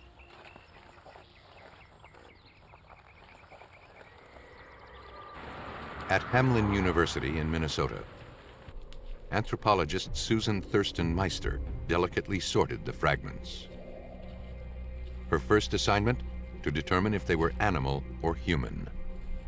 There are two ways of determining the difference between human bones and animal bones. The first is using your naked eye and just looking at the shape and the contours and the texture of the bone and where the muscle attachment areas are. The second way is to look at the microscopic structures. In humans, the microscopic structures are very chaotically organized. They impinge on one another, they bump up against one another, and in animals, non-human animals, they are arranged in parallel rows. The bones had come from a human. And from the pattern of chips and cracks on the surface, she determined the victim was incinerated shortly after death. After piecing together the larger bones, she had more information to share about the victim. I was able to determine that the individual was female, of slight stature and build, and also that she was between the ages of 19 and 24 years of age. The bones revealed key clues. The victim resembled Katy Poyer. But a fundamental question lingered. Were these actually Katy's remains? The focus shifted to the tooth retrieved from the fire pit.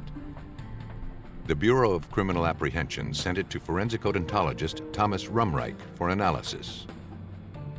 The tooth was tested for DNA. However, the tooth was so badly burned that any DNA evidence had been destroyed by the intense heat of the fire. Dr. Rumreich needed to find another way to match this tooth with the victim. From its shape, and by reconstructing some of the jaw fragments, he determined the position of the molar in the victim's mouth. By coincidence, Katy Poyer had had the filling of that tooth replaced 2 weeks before her abduction. The burned tooth's filling had melted out during the fire. Because filling materials vary, Dr. Rumreich had the remains analyzed. Because we had discovered that there was some evidence of metal fragments in the burned remains, we had those analyzed by the metallurgical folks at the BCA to determine if any of the components of that metal fragment corresponded with what we commonly use in filling material today. Most silver fillings are made of a combination of metals called amalgam. Katy's dentist had also used a new dental adhesive to help the amalgam stay in the tooth. Analyzing the tooth from the fire pit, BCA forensic scientist Donald Melander made a compelling discovery. Traces of that same adhesive. Since this is a new product, one would not expect to see it. The product had only been on the market for 6 months. And in fact, the dentist was using a sample that had been supplied to her at a dental show. So it's quite unique. Investigators had gathered ample evidence against Donald Pintz. The dental adhesive gave them enough to pick him up. Authorities moved in for the arrest. Driver, head inside the window. Step out the car. Do it now. Stay there. Don't move.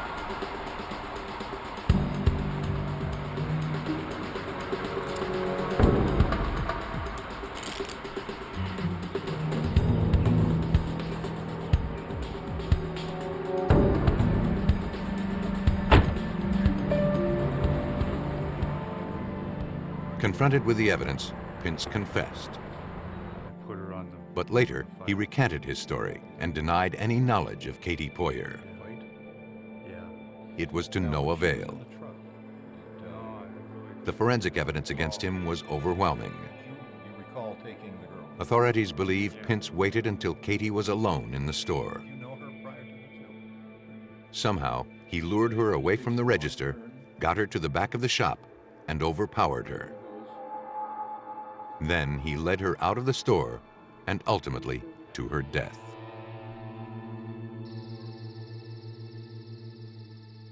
He disposed of her body in the fire pit at his lakeside property. But he failed to dispose of it completely. Donald Pintz was sentenced to life without parole. More than any other kind of case, solving an abduction is truly a race against time. And even though the clock sometimes runs out, the race to justice continues to the end.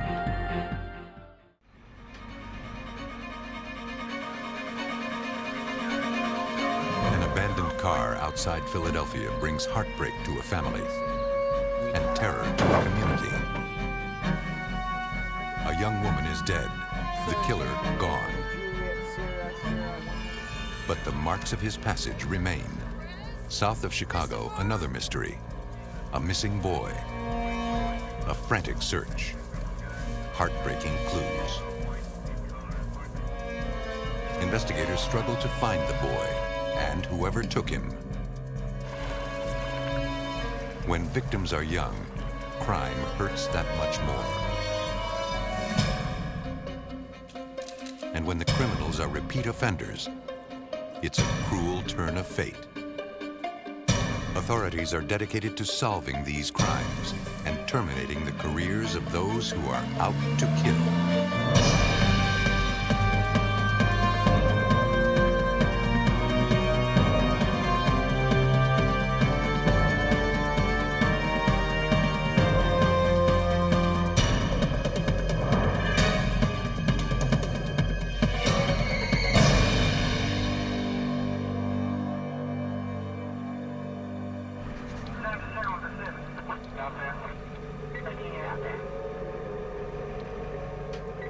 At about 2 a.m. on June 20th, 1996, an off-duty ambulance crewman spotted a car abandoned on the road. It was parked on an exit ramp off Interstate 476, heading west away from Philadelphia. The car was running, and the headlights and radio were on. But no one was inside. The driver radioed 911. The emergency operator took the report, then dispatched 2 nearby troopers to the scene. We will send a trooper out to the scene as soon as possible. State Police Lieutenant Lenny Bandy was notified and headed to the highway interchange. When the car was discovered, it was found with its driver's door open, the headlights were on, the radio was playing, and the engine was running. That was unusual to me. It looked like a crime. The State Police Forensic Services Unit, headed by Corporal Alan Stewart, arrived at the scene. Well, there was blood in front of the vehicle, and at that point I knew it was urgent to get everything started as quickly as possible. At the front of the car was a tire iron. Near it, a small pool that appeared to be blood. It was more than just an abandoned vehicle to me at that point. And it was a missing person investigation. It certainly was under suspicious circumstances with the presence of the tire iron and blood in front of the car and the hasty manner in which it appeared the occupant had left. We collected the blood with the Q-tip, packaged it, we sent that out to the lab for DNA purposes. Careful not to upset any potential evidence, they searched the car's interior and found a backpack. It appeared to be a college student's, but there was no identification inside. The car was registered to a woman in Brookhaven, Pennsylvania. Investigators learned the car was driven by her 22-year-old daughter, Amy. 1974. While troopers spoke with Amy's parents, the crime scene processing continued. One of the troopers had seen a pair of panties and shoes laying on a hillside. We went back to retrieve the pair of panties and shoes at that location. Amy's mother later identified the shoes as her daughter's. It was looking more and more like a forcible abduction. Next to the clothing, troopers spotted a distinct tire impression, which was photographed. Upon completion of the photographs, then we used dental stone to cast the tire impression. The impression was sent to the crime lab.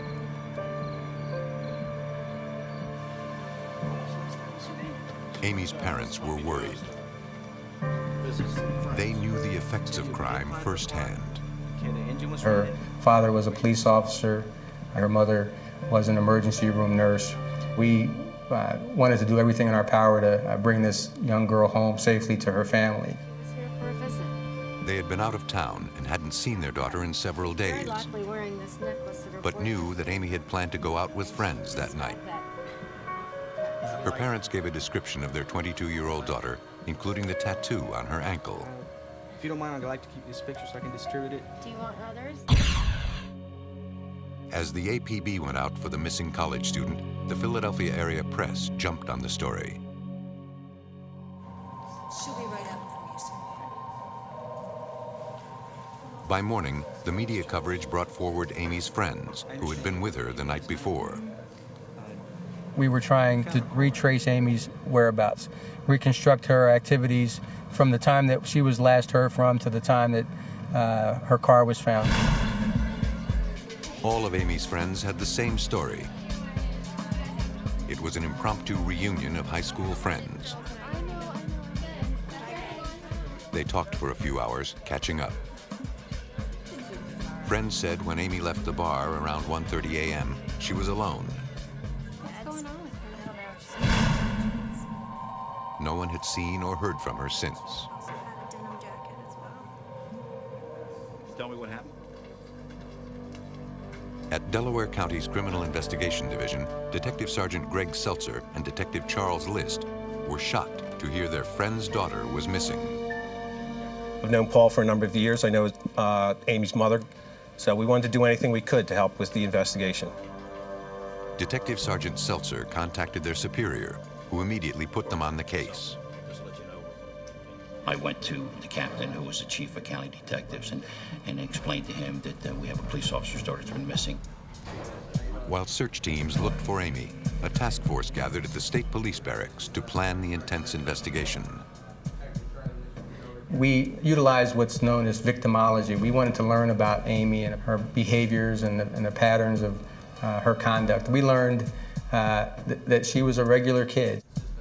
Amy Willard was a star athlete at George Mason University, a responsible student taking summer classes, no ties to anything or anyone dangerous. By 5 p.m., 15 hours had passed with no sign of the missing girl. While we were in the meeting, they received a call from Philadelphia police that they had a body and it matched the description of Amy. Children had discovered the nude body that afternoon in an isolated area of North Philadelphia. It was 25 miles from Amy's car. There was no purse or clothing on or near the body, but everyone knew who it was. That's Amy. The physical characteristics, the size, the height and weight, it was consistent with the description given to us by Amy's family, and most specifically the presence of a tattoo on her right ankle, which was consistent with the tattoo that Amy had. Finding Amy this way was difficult for everyone involved.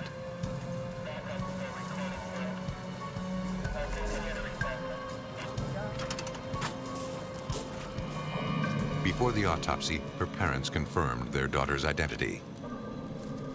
The medical examiner determined the young woman had died of multiple blunt force trauma to the head and body. It was a vicious attack. When we were at the autopsy, we noticed there was a pattern on her right side that was in the shape of squares with the X's in the middle of the squares that were actually burned into her right side. The burn pattern was so distinctive, investigators believed if they could find its source, they could find the killer. The medical examiner also recovered semen and believed the victim was sexually assaulted. The fluid and samples of Amy's blood were sent to the lab for testing. At the Pennsylvania State Police Regional Crime Lab in Lima, experts determined the blood found near the car was Amy Willard's.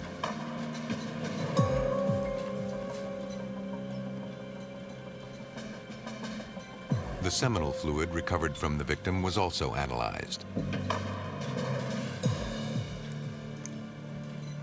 Using a technique known as PCR, examiners made millions of copies of an isolated DNA strand until it was large enough to decipher. Once they could read it, they put together a genetic profile of the possible assailant. But they got no hits on any DNA database. Still, it was crucial evidence, according to Delaware County Assistant District Attorney Dan McDevitt. We had the genetic profile of the killer. We just didn't have a name to go along with that profile. They also believed they had his tire print. Lieutenant Dennis Luce, commander of training and technical support at the crime lab, examined the tire cast. The cast that we were looking at was a tire that had 4 grooves and 5 raised areas. So when we did our search of the database, We were only looking at tires that had the same number of grooves. We determined from the database that it was a Firestone FR440 tire. Although it was a common tire, it might help confirm or eliminate a suspect.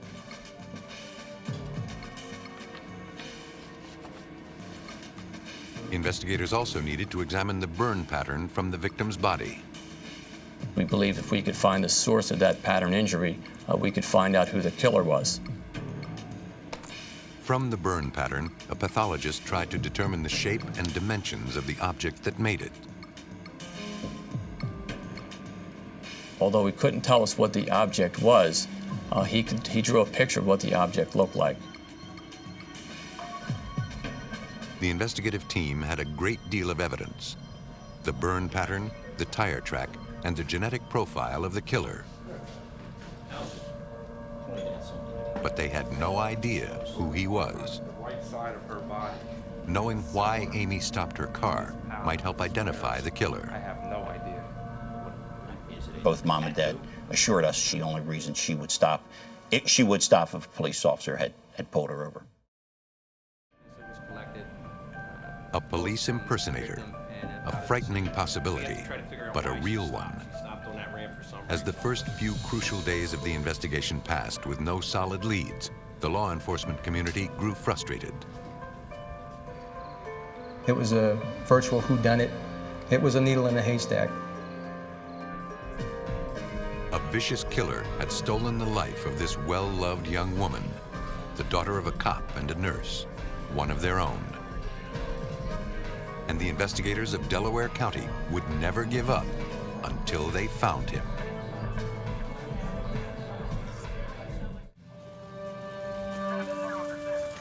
In Delaware County, Pennsylvania, state police and county detectives were investigating the brutal homicide of 22-year-old college student Amy Willard.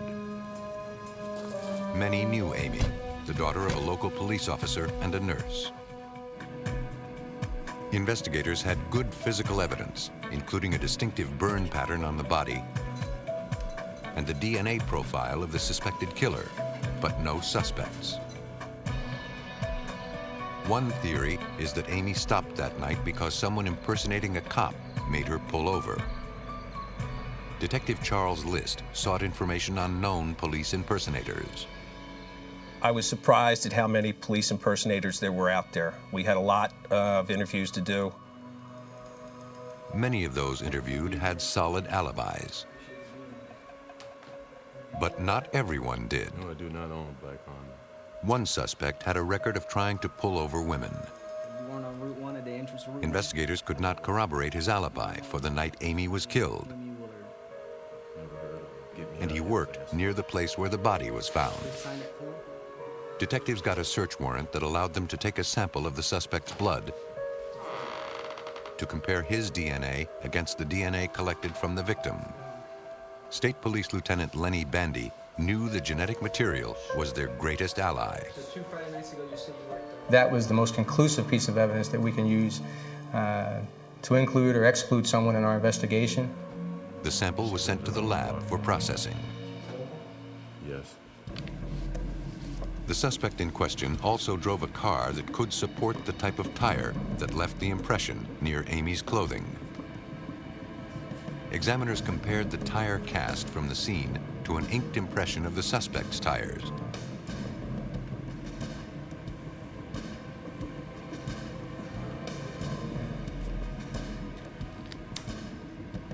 But reported no match. DNA experts eventually reported similar results. No match. The suspect was cleared. There were numerous calls, tips that were made by the public. We were overwhelmed early on. Despite checking every lead, they came up with nothing. Months passed. Frustration grew. Detective Charles List and Detective Sergeant Greg Seltzer eliminated every known police impersonator. They had no idea why Amy pulled off the road. Then, late on the night of May 29, 1997, almost a year after Amy Willard's death, 19-year-old nursing student Katy Jordan had just left a nightclub in Philadelphia and was driving home. I noticed that a car was coming behind me with their headlights speeding up behind me. So I just kept my eye on him, and I switched lanes, and then he switched lanes with me, and then I did it again, and so did he, and I sped up, and so did he. I slowed down, and so did he. The daughter of a Philadelphia police officer, Katy knew she needed to find her father. I thought to myself, I was going to the 2nd Police District. That's the police district by my house. And then I would just pull in there and call my dad. Off the interstate, she stopped at a red light. And that's when he just slowly came up from behind me. I could see him, I could see his headlights, and I thought to myself, this guy's gonna hit my car. And that's when he hit my car. And then that's when I was like, oh my God, what is this guy doing? He kept motioning for me to pull over and pull over, just to pull over. I was mad and I was scared. But Katy Jordan was not going to pull over. And I just thought, I'm getting this guy's plate number. I'm gonna tell my dad. Eventually, the man turned and drove away, but not before Katy got the plate. I said it over and over in my head, and as soon as I came home and saw my brother, I ran to the kitchen and wrote it down. Sergeant John Jordan is Patty's father. The murder of Amy Willard had been in the news, so I entered the tag into the National Crime Information Center, NCIC, and it came back to an Arthur Bomar. And I noticed that the registration was to a Ford Escort. But Patty said the man was driving a Honda. Sergeant Jordan also found out that Arthur Bomar was a convicted murderer who was wanted for a parole violation in Nevada. And the more I thought about that and what had happened to my daughter, I just had to call Delaware County. Detective Sergeant Seltzer and his partner, Detective Charlie List, spoke to my daughter. And I could see the look on their face. I'll never forget the look on both their faces as they listened to Patty recount what happened to her. Patty's description of the driver who bumped her matched that of Arthur Bomar. Can you tell us what happened? Although the plate was registered to a Ford Escort, Patty said she was sure it was a dark-colored Honda behind her. I-95, and that's when I noticed that The plate might have been switched.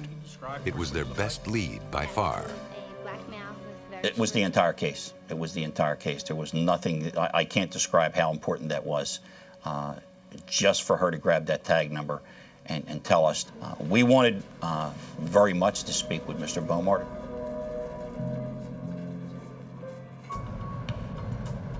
At first, they could not find the parolee.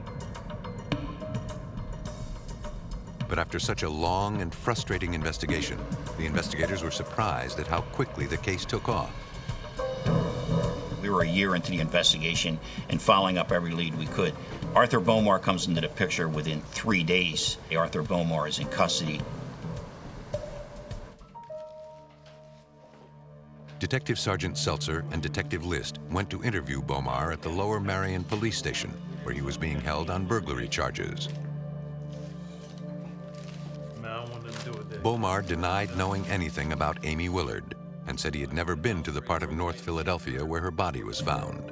And you're still saying that you were... He admitted he'd been to the bar Amy went to the night of her murder, but claimed he was not there that night. He was at a birthday party. All right, Mr. Bomar. After speaking with family members, we found that it was a lie, that he wasn't at the birthday party. Securing a search warrant, investigators took samples of Bomar's cheek cells and hair to compare his DNA to the DNA recovered from the victim. The analysis at the busy State Police Crime Lab would take a few days.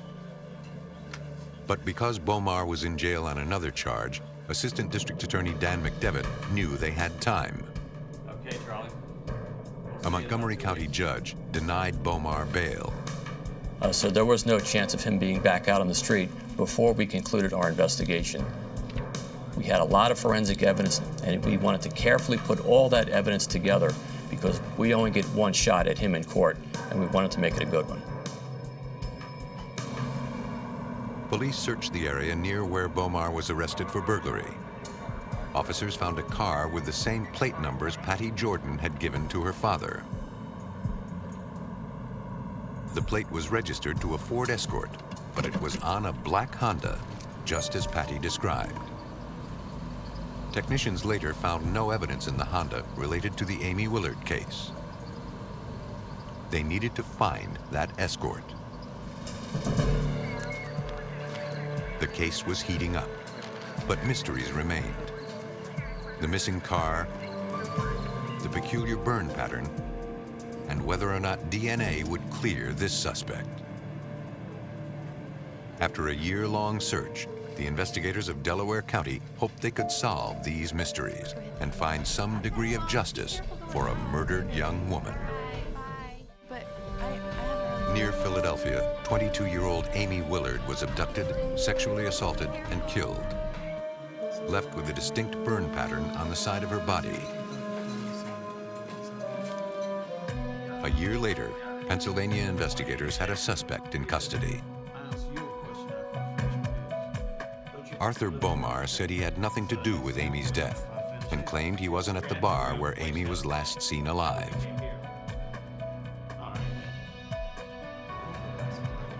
But detectives tracked down Bomar's girlfriend, and she had a different story.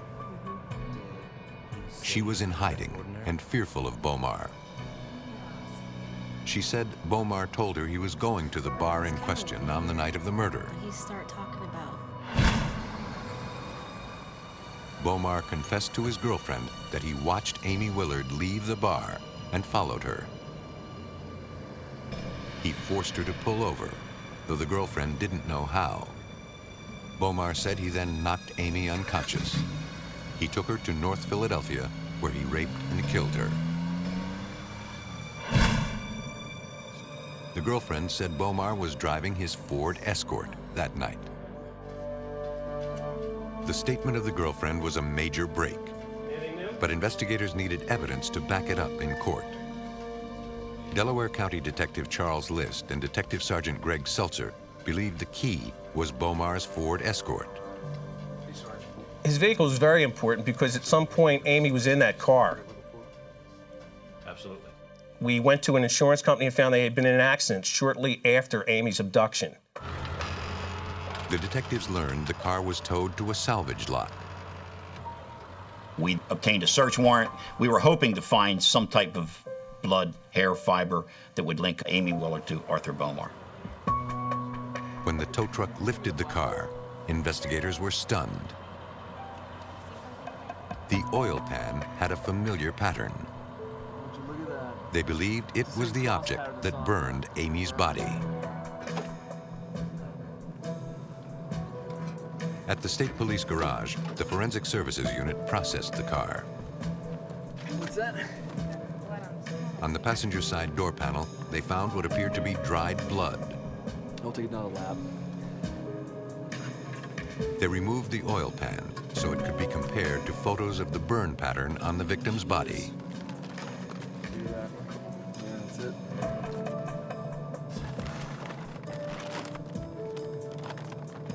The technicians also collected the car's tires to check them against the tire impression from the scene of the abduction. Corporal Alan Stewart was part of the Forensic Services Unit. We sent the oil pan to a pattern expert from the Armed Services, who then in fact did match the oil pan to the pattern that was on Amy's body. Lieutenant Dennis Luce compared the tire cast from the crime scene to the print of a Firestone FR 440 tire from Bomar's car. We were able to determine by comparing the track to the suspect tire that both had the same amount of wear. Sergeant Luce, I finished looking at that tire track that you sent in, that tire you sent in. It's consistent with the track from the crime scene. Serology expert Cecilia Cassiola examined the door panel and found Amy Willard's blood. Finding the victim's blood in the suspect's car puts the victim in the suspect's car. But the most important forensic evidence came with the DNA results. It was a match. Assistant District Attorney Dan McDevitt. The DNA evidence was irrefutable here.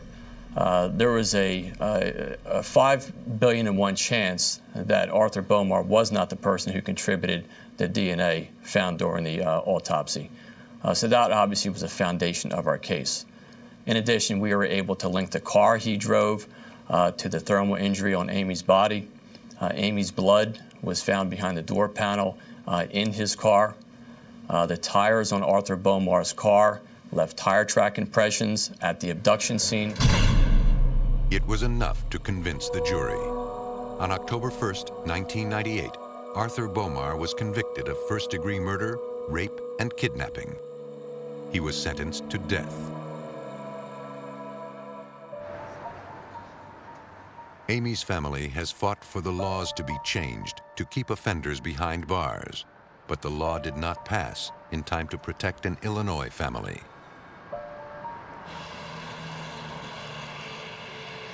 Aroma Park is an hour south of Chicago.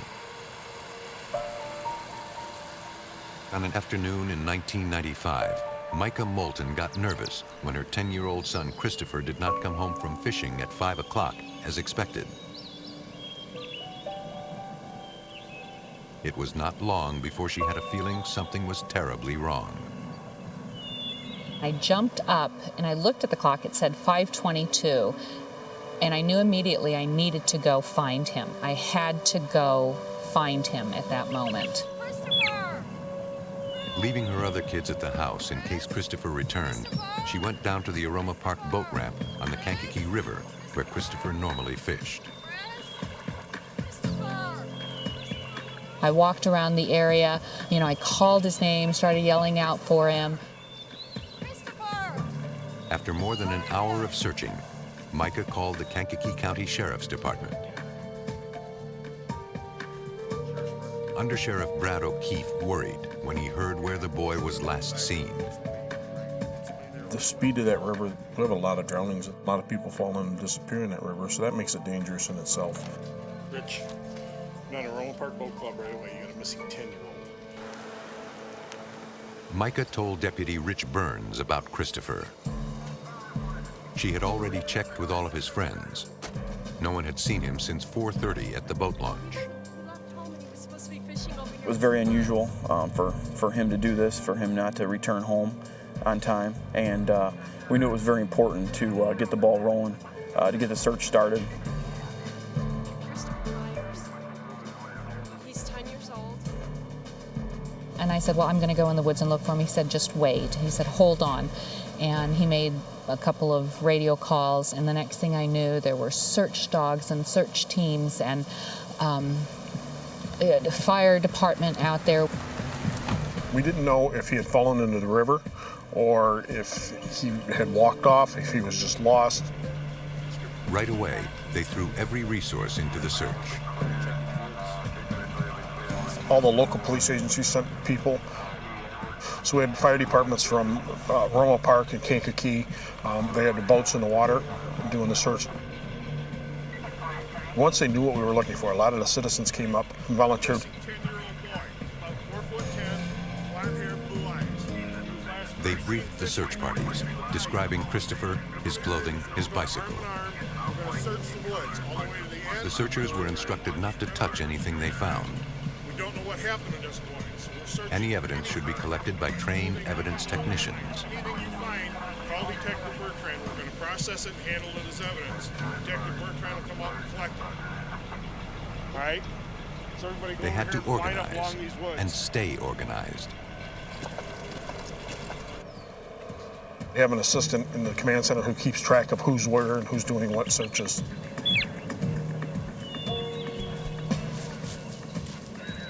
Fire department personnel checked the water and riverbanks. Search dogs tried to track the young boy. Everyone prayed they would find Christopher quickly. Investigators interviewed anyone they could locate at the boat launch. Did you see Christopher Meyer? Yes, ma'am. What did you guys see? Tell me everything you saw. Two boys said they saw Chris with a man that afternoon, according to Kankakee County Administrative Chief Joe Mulcahy. The man had a fishing tackle box with him. And in the box was some lures that were not appropriate for this area. It was saltwater lures. And the man did tell them that he was originally from this area, but had just came back from Florida. The boys said there was a fillet knife in the box with the lures. They saw Christopher and the man leave the riverbank together. They could give only a vague description. A white male, tall, a mustache. He had like all this neat stuff. And we were concerned that there may be a possible abduction at that point. No one slept. We had detectives in here fielding calls all night. We had people searching the woods. We searched that woods 20 times, hoping that we would find something. But that night, they didn't. Local news stations ran the story, broadcasting descriptions of Christopher and the unknown man he was seen with, and asking for more help.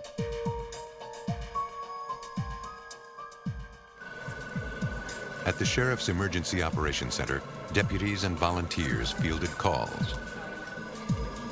Many were tips suggesting they look into certain men as possible suspects.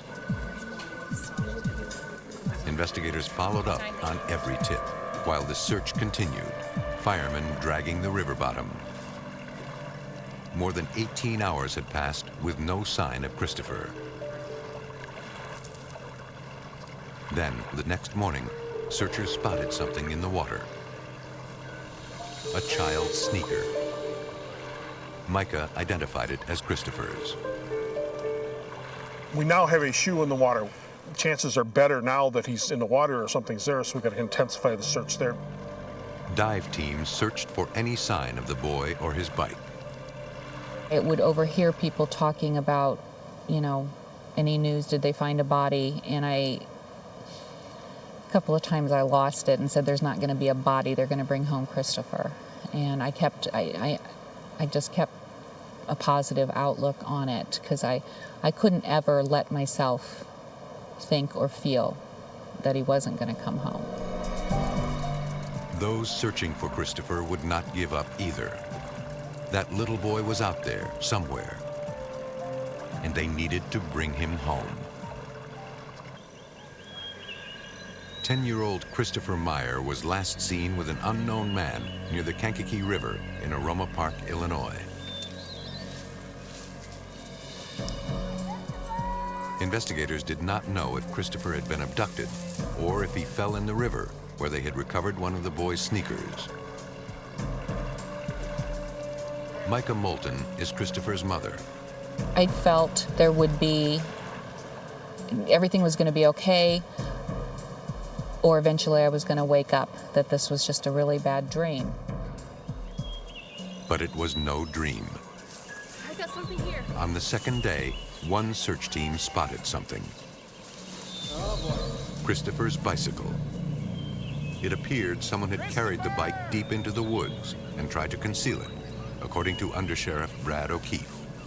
It's that much more critical. We're not searching anymore for a lost child. We're not searching anymore for a drowned child. Now they knew someone had taken Christopher. Several witnesses said they saw Christopher pushing his bike with a white male who had a goatee. They said at one point the man was standing by the open trunk of a gray four-door sedan that had fishing rods in the back window. Just a short. He had a fillet knife in a leather case in his back pocket. Some of the witnesses worked with a police artist to create a composite sketch of the man. Great. Investigators released the sketch to the media. Once the picture was out, everybody had somebody in mind. So we're getting all kinds of tips and clues on who it might be. Deputies followed up with every caller to the tip line. We took them a composite sketch and asked them to look at it and identify it. Yeah, that's Buzz. One name came up more than any other, Timothy Buss. When was the last time you saw him? Fairly new to the community, Micah Moulton did not know the name. No, we just need to ask him. And I remember somebody coming in and saying, Timothy Bus, oh my God, I can't believe he's out. And they kept going on, and I said, who is like, Timothy Bus? Who is this Tim Bus? Who is this Timothy Bus? And nobody would tell me. The investigators all knew Bus. In 1981, Timothy Bus had abducted and murdered a 5-year-old girl in nearby Bradley, Illinois. He was found guilty and sentenced to 25 years. But he had been recently paroled. Lieutenant Larry Osenga of the Kankakee City Police Department's Violent Crimes Task Force offered his squad's assistance. They asked around Bus's old neighborhood. The neighbors advised us, yes, he was in the community. Kankakee police learned Bus was now living in Joliet, Illinois, a western suburb of Chicago. Lieutenant Osenga called Joliet Police Department. Joliet agreed to check on Bus's apartment. So Joliet assisted us. We went to where his residence was. He was not there at the time. But the Joliet police sat and waited.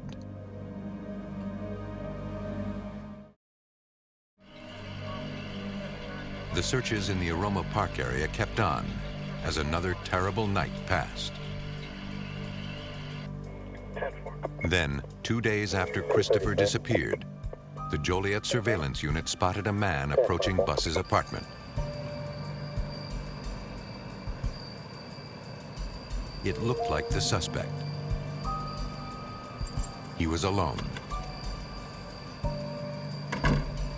Joliet contacted the Kankakee officers, who immediately drove up to the city. You been spare the place? Yeah, about an hour now. Did you see him go anywhere? Sure he's in, right? They checked the apartment, When was the last time you saw him? but no one answered. The place seemed deserted. Hey, what's going on? A neighbor noticed the police and told them she had seen Bus go out the back door. He ran out of his apartment, jumped in his car with his headlights off, and he drove off at a high rate of speed and got away from us. We began a perimeter search trying to locate him, and we were not able to locate him. A search of the apartment yielded no sign of the missing boy.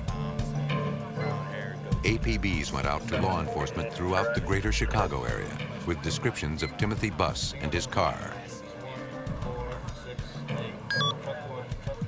Katy County Sheriff's Office, can I help you? People began recognizing the sketch. A motel clerk in Braidwood, Illinois, called to say she thought Bus was staying there. Kankakee County sent Deputy Brady Bertrand to the motel in Braidwood, 25 miles south of Joliet.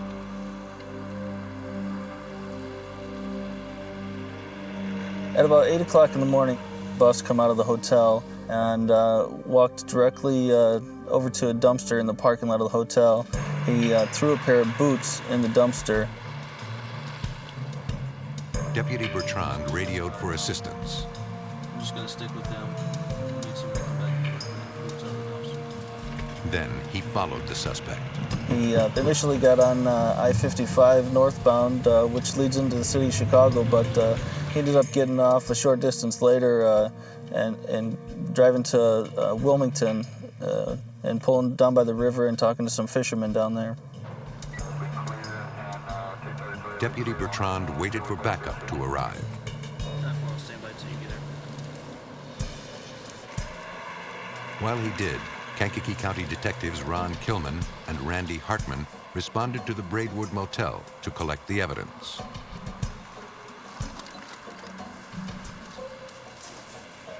The boots were retrieved.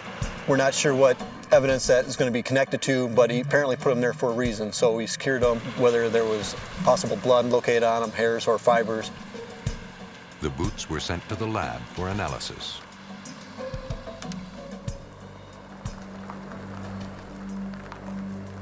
The Kankakee officers hoped they could get Bus to talk.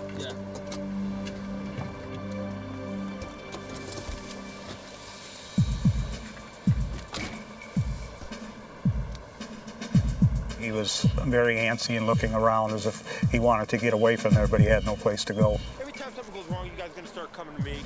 Yeah, we are. At first, the parolee was evasive, not wanting to talk. And we'll get it worked out. But eventually, he agreed to come to the Kankakee County Sheriff's Department for an interview. This ain't right. At the station, Buss denied knowing anything about Christopher Meyer.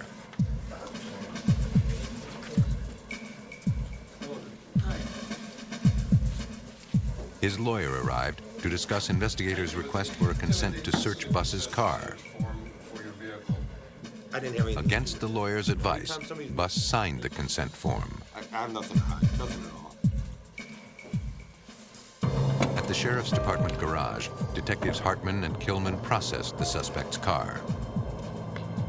As a crime scene detective, we're basically putting a story together. And if you can do your job well enough, then you find that evidence that's able to tell you that story. In the trunk, they discovered a car dent puller that appeared to have blood on it. There was also a tire iron and a tackle box like the one described by the boys who last saw Christopher. There was no fillet knife inside. As we removed the items one at a time, then we were able to observe on the carpeting itself underneath the tools that there was a considerable amount of blood. It was a difficult find, but an important one. If in fact this was going to turn into a homicide, we needed to be able to put the boy and the suspect together. Inside, the technicians also found a claw hammer. It had dirt in the claw portion. What that told us was somebody's been doing some digging with this hammer. On the passenger seat, the technicians recovered several head hairs. Like the other evidence, the hairs would be sent to forensics experts at the Illinois State Police Crime Lab. They had a suspect in custody and haunting evidence of foul play. We still don't know where Chris is. We don't know if Chris is maybe hurt and bleeding. We were hoping we would find him stashed in a cabin or something along the river. So we never gave up hope that he would still be alive.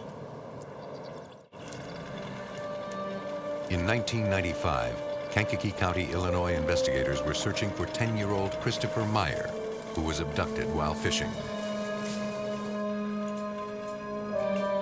Evidence technicians found blood, hairs, and a dirt-encrusted hammer in the car of Timothy Buss, who had been seen with Christopher the day the boy disappeared. They came in. Our investigations led us to believe that you have... Authorities arrested Buss and charged him with aggravated kidnapping. Every time a child missing, you come, you know this ain't right. You know this ain't right. He refused to cooperate. At the Illinois State Police Forensics Lab, DNA research coordinator William Frank examined the evidence from Buss's trunk. He would compare the blood from those items to a DNA parentage profile created from Christopher's parents and to a probable sample of the boy's DNA called a convenience standard. The convenience standard that was used was the child's asthma inhaler. From the swabs of the inhaler and the parents' blood samples, Frank created a genetic profile using PCR testing. The parentage comparison from the child's parents was consistent with the inhaler. He then checked that profile against the blood from the car. When I compared the profile that was identified in the asthma inhaler to the profile that was identified in the bloodstains from the suspect's vehicle, the two profiles matched. They still held out hope that the boy was alive. Kankakee County Sheriff Bernie Thompson. After Timothy Buss was in custody, we were still looking for Christopher, and there was always that hope that we would find him alive. A few days later, a search party that included Sheriff's investigator Kenneth Ponton discovered a pair of boys' briefs and later a fishing pole and part of a T-shirt. We called Investigator Mulcahy and gave her the description of the items and asked her to check with the missing boy's mother, which she did, and the mother was able to identify that these items belonged to her son. 3 days later, in a part of Kankakee State Park, Will County deputies made the discovery that would finally end the search.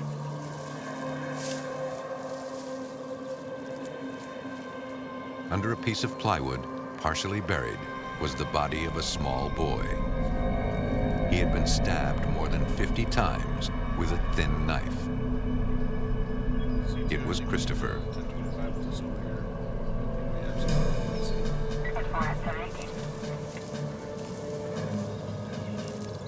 Evidence technicians collected a clump of dirt containing a boot print from the gravesite.